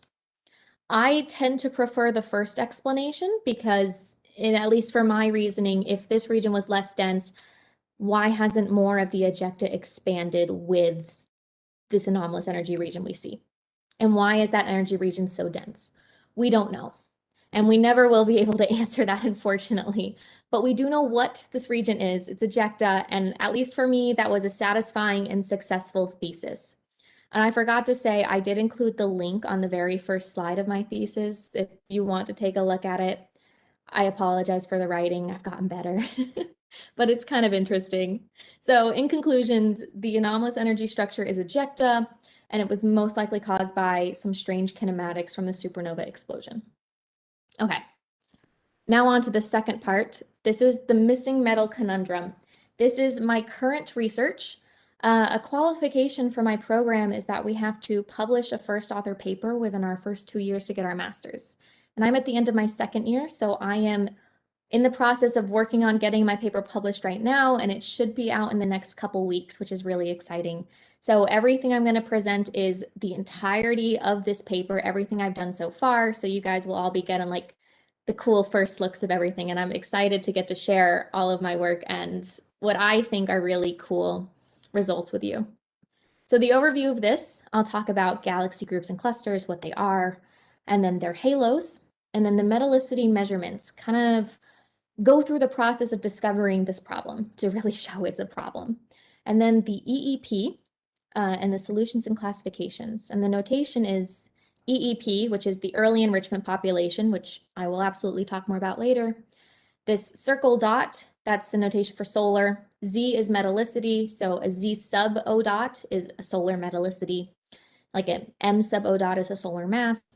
And then ICM is intracluster medium. This is the space between all of the galaxies in this cluster. So to get your attention and to convince you to keep listening to me talk for the next 30 minutes, I'm going to lead with the primary problem that I am trying to solve. And that is the metal conundrum. It's an excess metal abundance in the halos of high mass galaxy clusters that is not explained by the visible stellar populations.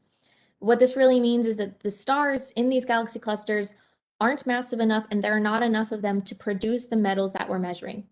And that's a problem because then we have absolutely no idea where all of these metals are coming from. And this seems to be universal too.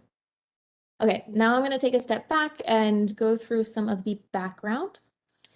So this is the one pretty picture that I have. I was super jealous seeing all of your gorgeous astronomy photos at the beginning. Wow, those are amazing.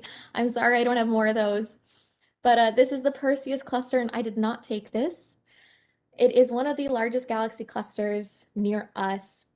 You could kind of by eye think of all of the red-orange galaxies as part of this cluster. But you can see that there are a ton of galaxies in the foreground and background, so it's really hard to pick out which is actually part of the Perseus cluster and which is not. So galaxy clusters in general are the largest structures in the universe. They are the centers of the cosmic webs, what everything is gravitationally attracted to and will be drawn to at some point or another. So a galaxy cluster can be made up of tens or hundreds or even thousands of galaxies. We use this as kind of a measurement system, with tens of galaxies being low mass. We also call these galaxy groups. They typically have a lot of stars and not much gas. On the other end, we have high mass clusters. They have a lot of gas and not many stars. And we think this is the result of the evolutionary phase of objects in the universe. Everything goes through a hierarchical growth. So the small things come together to form the big things. And the small things typically are younger, so they'll have more stars, more energy, more ability to create the metals, which is coming up. So I've mentioned gas, but I'm not actually showing you the gas in these photos because it is visible only in the X-rays, and it's in what's called the hot halo. It's really hot. It's about 70 million degrees Fahrenheit, I think is the number I calculated. And it's held to the cluster by gravity. So everything is in its own gravitational potential well, and it's stuck there essentially. This hot halo is 80 to 90% of the total baryonic or physical mass. Baryons are all the matter we can touch, see, and feel. So it's not the dark matter, it's everything else. And it's 80 to 90% of that. So basically, it's really hot and really big. And one really important assumption that we make for these systems is that they are closed box. And this means that none of the stars, gas, galaxies get out of the cluster or the group. There is no transfer of material with the surrounding universe. Everything stays where it is. And this is a really important, but not always the most accurate assumption that we make when studying these systems. It is the most accurate assumption when we're talking about the highest of mass clusters because they have the strongest and deepest gravitational potential wells to hold all of the matter. So just keep that in mind. All right, back to this pretty picture. This, of course, is an idealized image of what a galaxy halo, an X-ray halo will look like because it's superimposed on the optical image and it's been smoothed, and you can kind of see the remnants of the CCD chips in the background here. But this is what I see when I am imaging or looking at galaxy clusters. And this is one that you'll hopefully get to know and love, maybe come to hate over the next like 25, 30 minutes. This is Galaxy Cluster RxJ 1416.4 plus 2315. I've been studying this for the past 2 years, and I am finally done with the analysis of this cluster, and it's just leading up to the analysis of so many more clusters. This was an image taken by the Chandra X-ray Observatory. Like I said, I also used data from XMM, and I have this cluster in XMM as well, but Chandra is simpler. So this image is really cool, but it's not always the most informative. Like the photon image of DEML 71, this just tells you where most of the X-ray photons originate in this field of view. So you can see the general shape of the cluster. It's oblong. And you also have a number of bright point sources in the background. I personally think these point sources are really freaking cool because they're most likely active galactic nuclei, massive black holes in the center of galaxies, eating material and then spewing it out into space. I think that's amazing. I have no way of actually confirming that without studying, but for me, they're contamination. So I have to use one of my programs, CHOW or SAS, to identify and get rid of all of the point sources so I don't actually accidentally study those instead of my galaxy cluster halo. So after I remove those, this does not have the point sources removed, but pretend, I can identify the regions in which I want to extract spectra. So this is a region of 2 arc minutes on the sky. In physical size, it's about 330 kiloparsecs, I believe, from like as a radius. And when I extract that spectra, I get this. This is the spoiler that I gave at the very beginning of the talk. This is of the central halo of RxJ 1416.4 plus da da da da da. And this is the actual spectra from this region. I did this about a couple weeks ago. So what the spectra is telling you is how many X-ray photons you're getting per second per energy, or KeV, which is on the x-axis. And this spectra is bin such that each one of these data points is actually representing 200 X-ray photons. So there are a lot, but not too many, but we can still do some really great science with this. I covered the basics of X-ray spectral fitting at the beginning. And the 2 primary pieces of information I want to get out of this spectra are the plasma temperature, so the overall background shape, and I want to get the metallicity. And the metallicity is driven by a specific emission line, which is this guy right here. This is iron K alpha. Iron is ionized so ever many times in this really hot gas, and it has this one specific transition that happens very frequently called the K alpha transition. And this line has actually been seen in the spectra of galaxy cluster halos since people first started looking at the X-ray spectra in 1978 by Mitchell and Mushatsky. And their spectra were so low resolution that it was dominated by this line, and almost all they could see was the iron K alpha. And so this line is used to drive the fit of the rest of the metals in this spectra. So we call the iron K alpha, the measurement of this line is really the metallicity. And as you know, astronomers like to infuriate the chemists and say that all elements, except for hydrogen and helium, are metals. So we actually have an iron L series down here, some more iron atomic transitions, some magnesium somewhere. I really only care about the iron K alpha. All right. So I'm going to bring back this to remind you of the way that we can classify galaxy clusters, the high and the low mass, specifically that low mass have a lot of stars and not much gas, and high mass are the flip of that, lots of gas, not many stars. Because the best way to visualize this problem, at least for me, is through a plot. So we'll have cluster size and metallicity. And we're going to change it up a little bit, use actual numbers. Instead of cluster size, we're going to do stellar fraction. And this is the ratio of the mass in stars to the mass in gas, which is why I emphasize those 2 quantities. So high mass clusters have a lot of gas and not many stars. So they have a low stellar fraction, and low mass are flipped, so they have a high stellar fraction. So this is the plot we're going to use. I've left high and low mass up here because not everybody thinks in terms of stellar fractions. So we're going to go back to our favorite galaxy cluster, RxJ. And the first thing we should do is come up with what the predicted metallicity for this cluster is. This has been done before, not by me. I just cited the paper.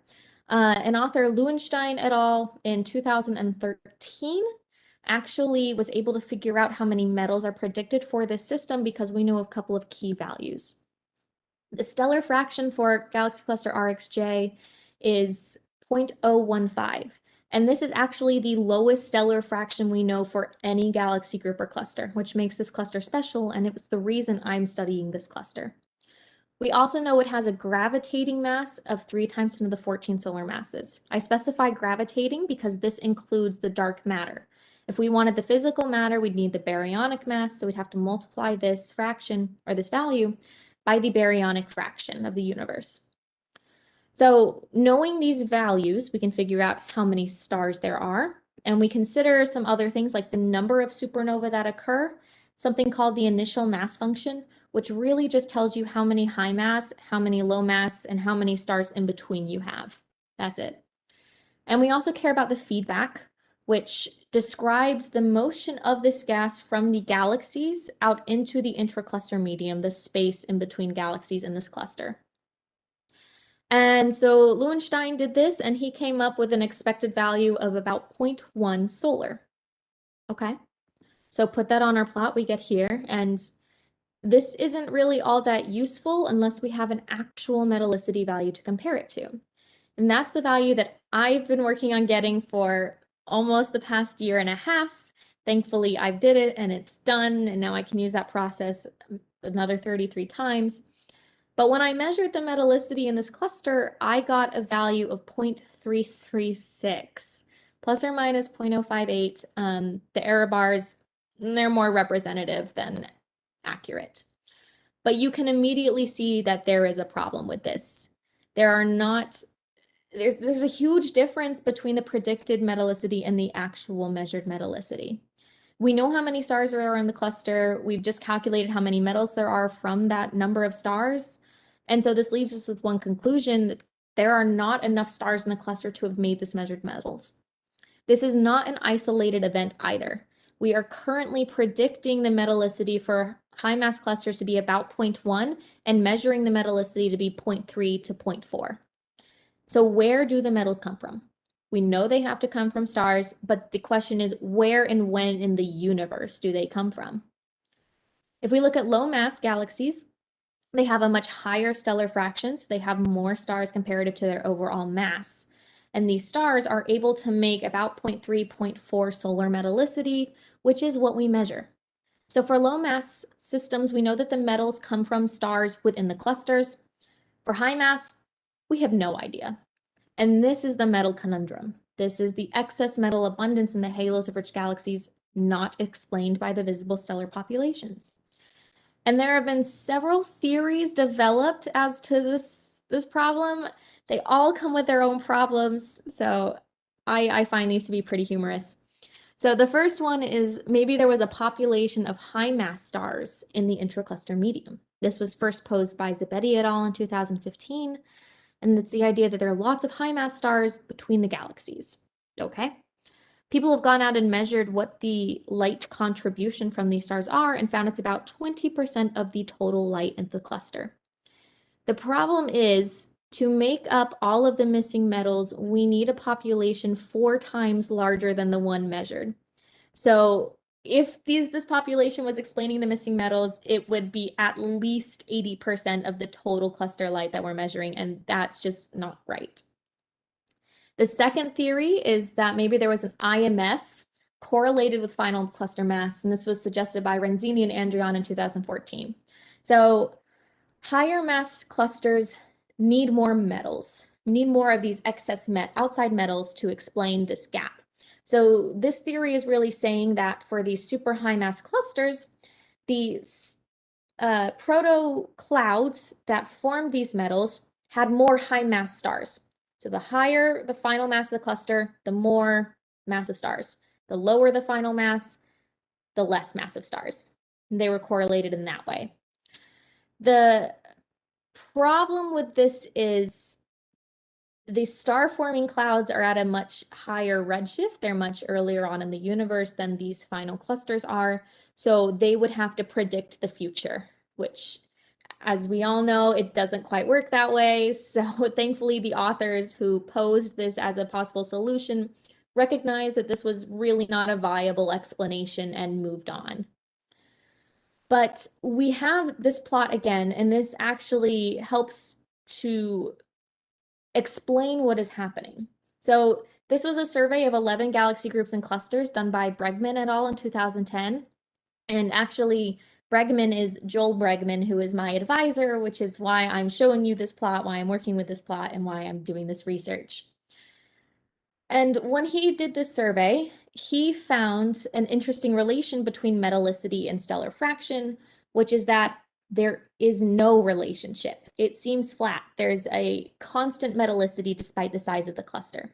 And this really indicates that there is a universal metallicity, that many of the metals must come from one single source in the universe. And we propose that this source is the early enrichment population, or the EEP. It's a population of really high mass stars, and it's one of the oldest populations of stars in the universe. It would be made up of POP2, POP3 stars, some of the very first generations of stars. And there are some requirements imposed by this population, or that we impose on this population. The first is that it must have existed before galaxy clusters formed, because we had to seed the galaxy clusters with this metal, so it had to have been there already. It had to be mostly high mass because we needed a ton of metals. And it's not visible today. Otherwise, this question would have been answered already and I would be out of a job. So the question is, how do we study this? And the solution comes down to the assumption that we make, which is that it's a closed box system. This is that when a supernova occurs, all the material that the supernova creates stays in the cluster. So if the early enrichment population was there at any time in the cluster history, we should still see their remains in the halos of the clusters. And that is exactly what this plot is measuring. This metallicity is coming from the halos of the clusters, and it's coming from a range of different clusters. So it's one thing to have an idea about a population, but it's another to actually put numbers to it. So we can break down this slope even more to quantify the contribution from the early enrichment population. And that's done here. So this is a plot. It's the same plot that I was showing you, just done in Python, and it has a couple more fit components. So this red line was the green dashed line I was showing you. It's this relationship here. And this is Z-tote, or the total amount of metals in the halo. And the total amount of metals is the sum of the metals made from the stars and the metals made from the early enrichment population. So here we have the green line is the metals made from the stars, and the blue is that of the EEP.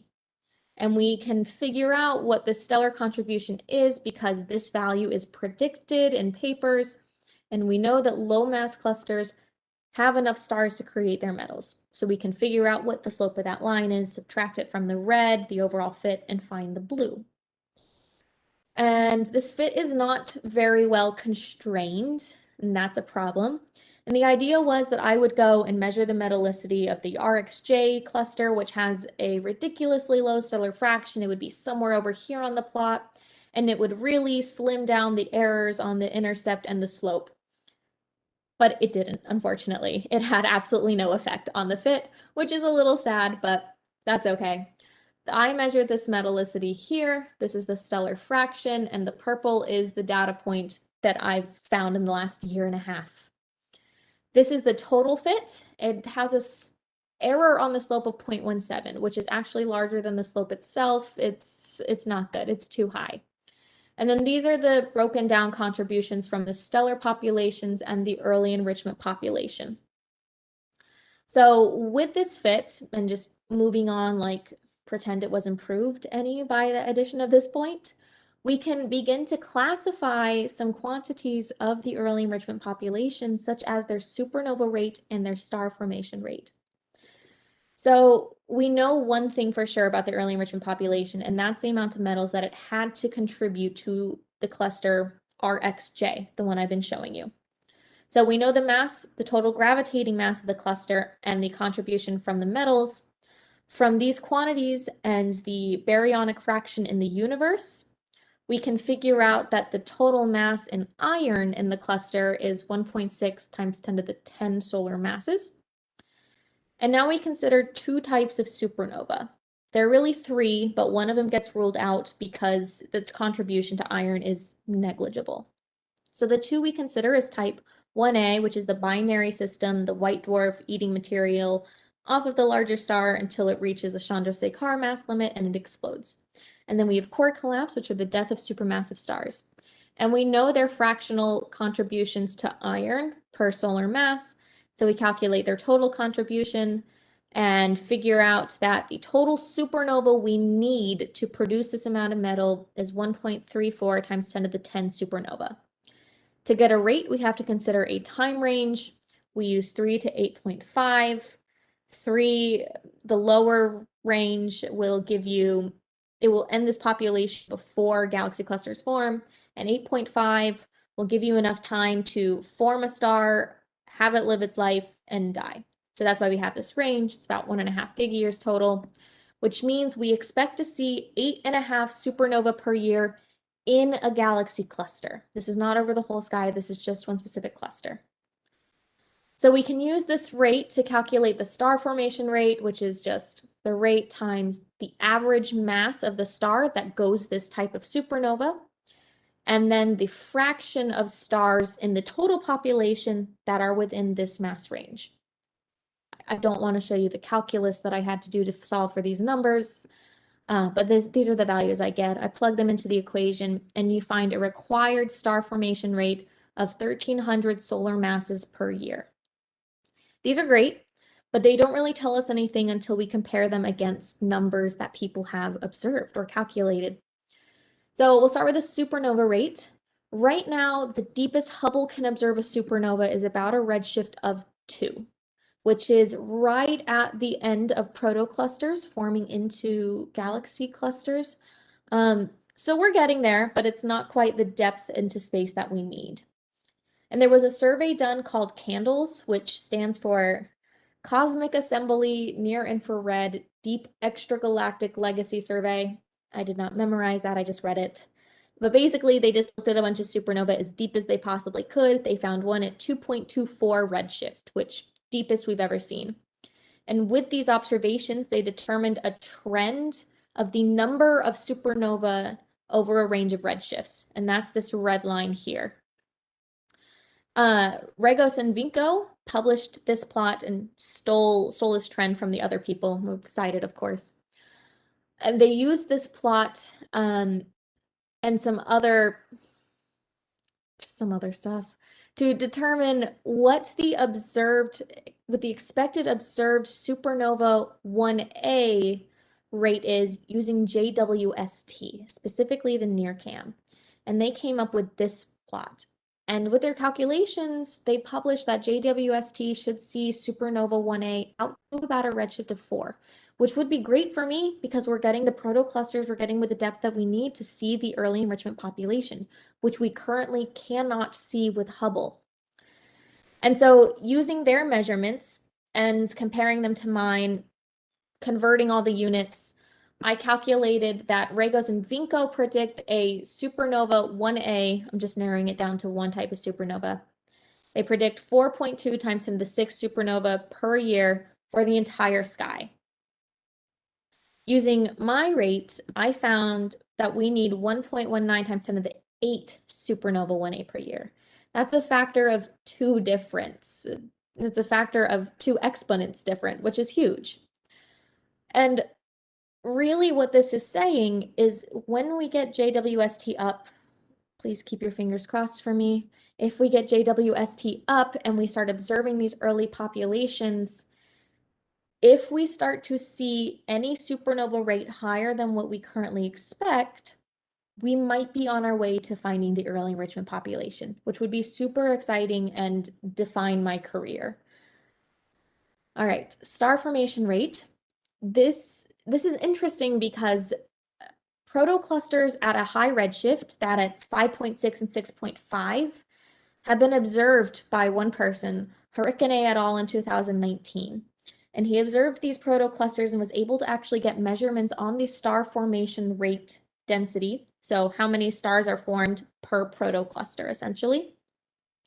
And he compared this to what we call the universal star formation rate, which is a line determined by McDowell and Dickinson in 2014, and I'll show you that line in a minute. But the ringer of his conclusion was that he found a star formation density 5 times that of the cosmic average. That's pretty high. When I do these calculations for the early enrichment population, this is the universal star formation rate density found by McDowell and Dickinson that we've all been comparing our rates to. And this is my predicted star formation rate at a redshift of 6, which is about where Harikane observed his protoclusters. And I find an expected star formation rate density 5 times higher than the universal star formation rate, which is exactly what Harikane found. So that is extremely promising that people are observing numbers that I expect for the early enrichment population in protoclusters. But to prove anything, we still need our own observations. And to do that, we're putting in a proposal to look for remnants of galaxies with Hubble right now. We're hoping JWST goes up and we can use that to do some observational searches as well. So some improvements. This is the project that I am just now starting after the completion of this one, is basically a bigger survey. So this is the fit that we currently have by Bregman et al. You can see the slope, the error on the slope is 0.17. That's high. And if we study another 33 galaxy groups and clusters, we can get this slope down to 0.06. That is a factor of 3. This error propagates through all of the calculations to get numbers predicting the early enrichment population, which is extremely important. And so getting this value down is the next key to improving our understanding. So in conclusion, the metal conundrum is a problem. Rich clusters do not have the stellar populations to create their metals. And we believe that the early enrichment population is the most viable solution currently. It is matching up with the few observations that we have, but we still need more to actually figure out if it's correct or not. So I just have these up because I know it was a long talk. Maybe there's some things you forgot, but yeah, thank you for having me back. All right, thank you. Any questions? Ready to go. I have a question. All right. I don't remember what the latest prediction is for JWST going up. But once it does, and if your proposal gets funded to use it, how long would it take to do the observations you would need to get this factor of 3 improvement? Well, the factor of 3 improvement is actually coming from archival data of Chandra and XMM Newton. So we already have that ready to go. I just have to do the science. And so that'll happen over the next year or so. JWST actually already has several surveys that are proposed and ready to enact as soon as the telescope goes up that are going to observe protoclusters at high redshift, which is exactly what we need. So other people have already put in the proposals that have been accepted by JWST to do the science. So as soon as JWST goes up and this data is made publicly available, we'll be able to start answering our questions. Is that data immediately publicly available, or do the people who propose the study get first access to it? The people who propose a study get first access. For XMM and Chandra, I know the period is about 1 year that the proposers get the data before it's made public. I assume it'll be similar to that for JWST, but waiting for it to go public will still be sooner than putting in our proposal, hopefully getting it accepted, waiting in the queue and then getting our own data. I've heard October 31st of this year was supposed to be the launch date for AWST.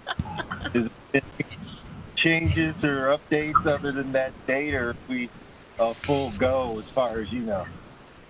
I am always hesitant to say we're full go with anything JWST. It was supposed to be 2018. We have no idea. We're just hoping it doesn't explode. Oh, Yeah.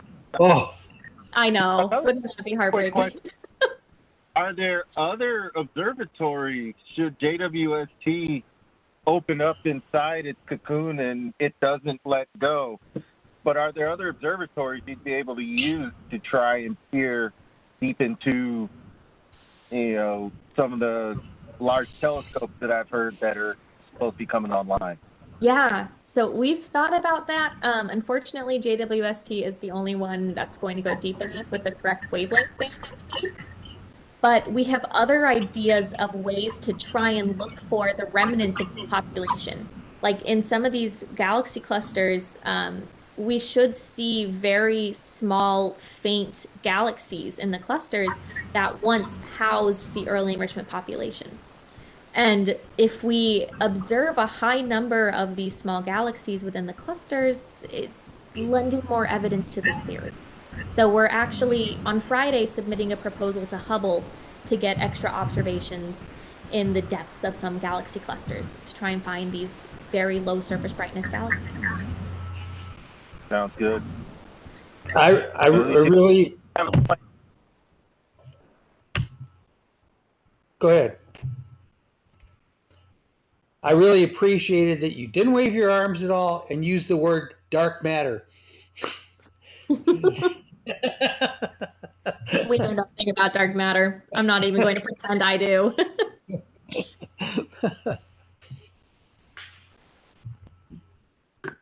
All right, more questions.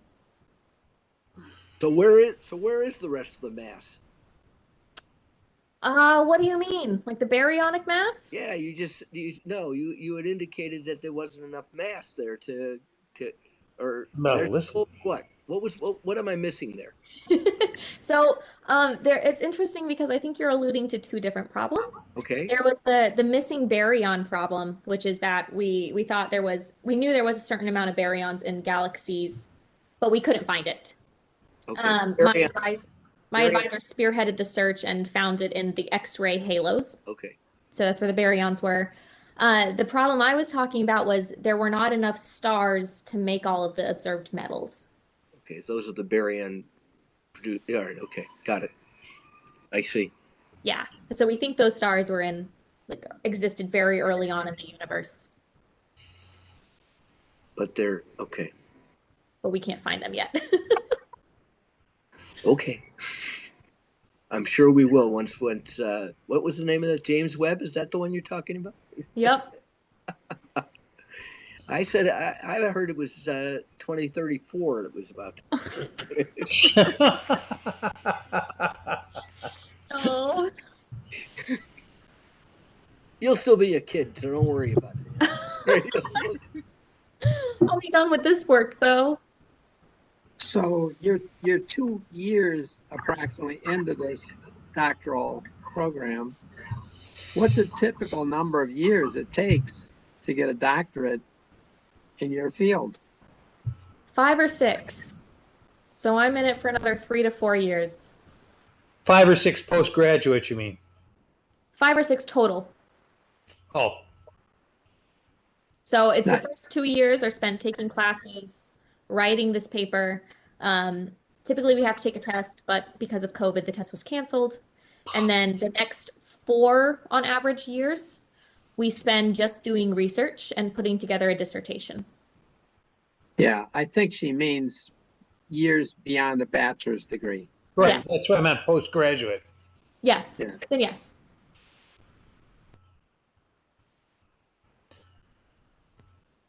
I didn't suffer that. I went straight to research and got into the observing and spent my career doing that. It's a good way to do it too. That's what I wanted to do. Your photos were all so pretty. You didn't see mine. And for all of us, we thank you so very much. It's very, very, very intriguing subject, no question. Well, thank you for listening me ramble on for 50 minutes about it. All right. Well, thank you again. Normally we would decamp to the Redcoat Tavern for some excellent food, but with everything being virtual, afraid we can't do that. So we're gonna leave the room. Yeah, gonna leave the room open for a little while, and if y'all want to chat, that's cool. But we'll be stopping the live stream to YouTube. So have a good night, gang. Thanks again, and we'll see y'all at Macomb. I Virtual want to thank Macomb. you very much for the plaque, and I look forward to seeing it. I might be bringing it to you, but we'll figure out how to get it. Yeah. Yeah, we gotta figure out how to get there in one piece. It may well be in my truck along with my gear. I'm easy to find, so contact me. I will. I plan on it. Okay. It's gonna be an extensive vacation for my job in order to do this. Okay. I'll be going back next year also. Awesome. And so, yeah, the picture you saw came from Dale Hollenbaugh.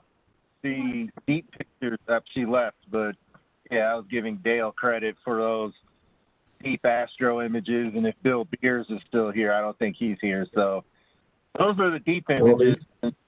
My little are up there too. Let's go.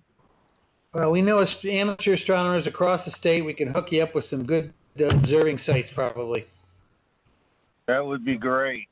I would love to compare. I know that the transparency out that way is excellent just because it's drier air, it's the west. Over here in Michigan, we contend with all the humidity. And where I'm living, we've had 1 day of measurable rain in the last year. Then that's where I need to end up. That's drier conditions. We've had 1 day of measurable rain in the last day. Yeah, well, you'll be investing in chapstick. We need that here.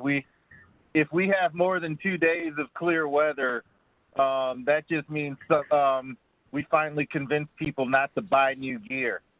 Every time someone buys gear, well, there's something you guys have to learn about Michigan more than you know anything else. If the weather is nice, don't say anything, ever. I lived in Midland, so you know what I'm talking about. Don't say anything ever. You know, if it's nice out. Yeah. So one of the Michigan amateur astronomy groups, we have people come on there routinely showing off brand new gear that they buy, and we flame every single one of them. Thanks a lot. You know, this is something else is going on in the sky that we're not going to be able to see now, thanks to that. So the weather will be bad in direct proportion to the cost of the new equipment. That's true. So also, but I think somebody just dropped $10,000 on a new system recently. So yeah, when it got cold, that was the $10,000 that this gentleman dropped. You're asking for a biblical flood. Hey, I got a question for you guys. There's this new telescope out that they've been showing about. It sells for about $3,000, and I think it's a reflector, but I'm not sure. It's kind of a weird looking thing, and people say that it's pretty damn good.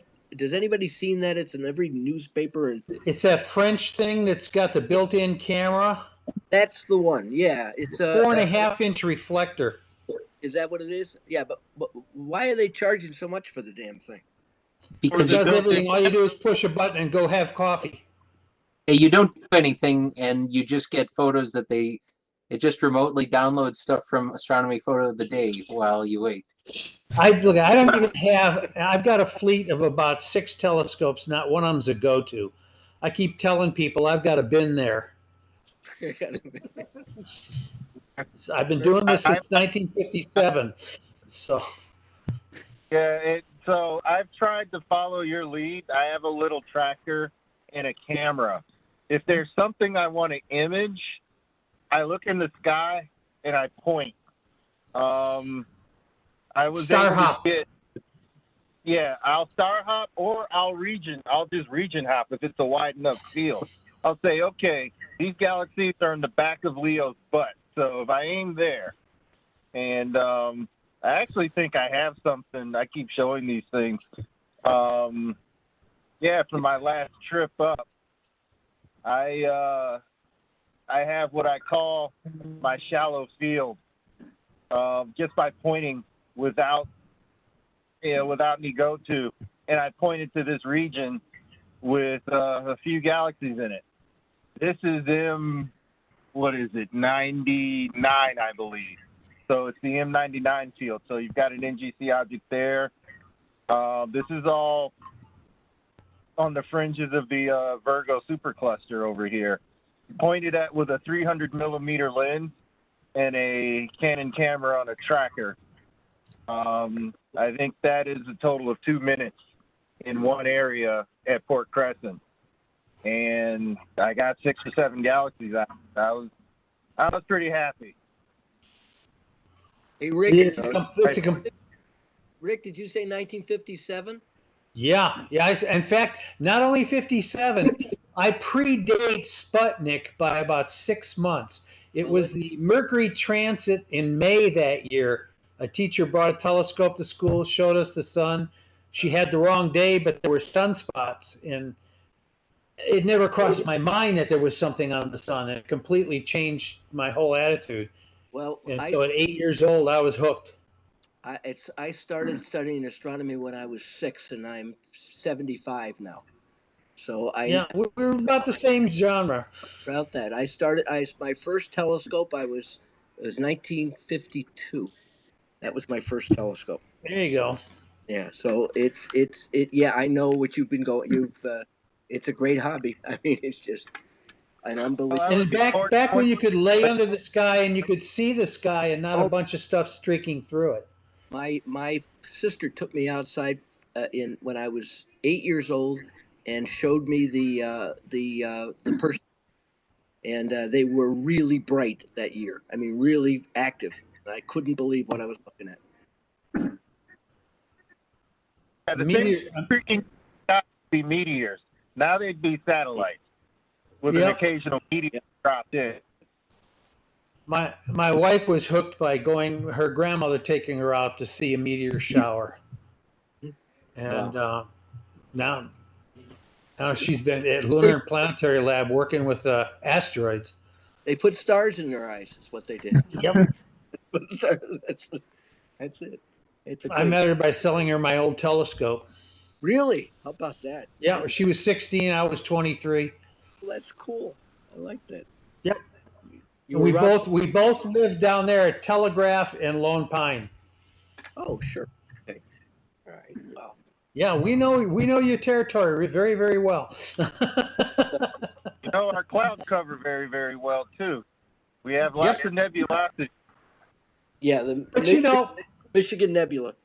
I have a lot of friends in Britain that have the same problem with the cloud cover. They plan and plan and plan and plan and lay it out very carefully what they're going to do the next clear night. Then they go and observe like maniacs and then spend the next couple of months just reducing the data. So, it's a different philosophy of how you're going to observe.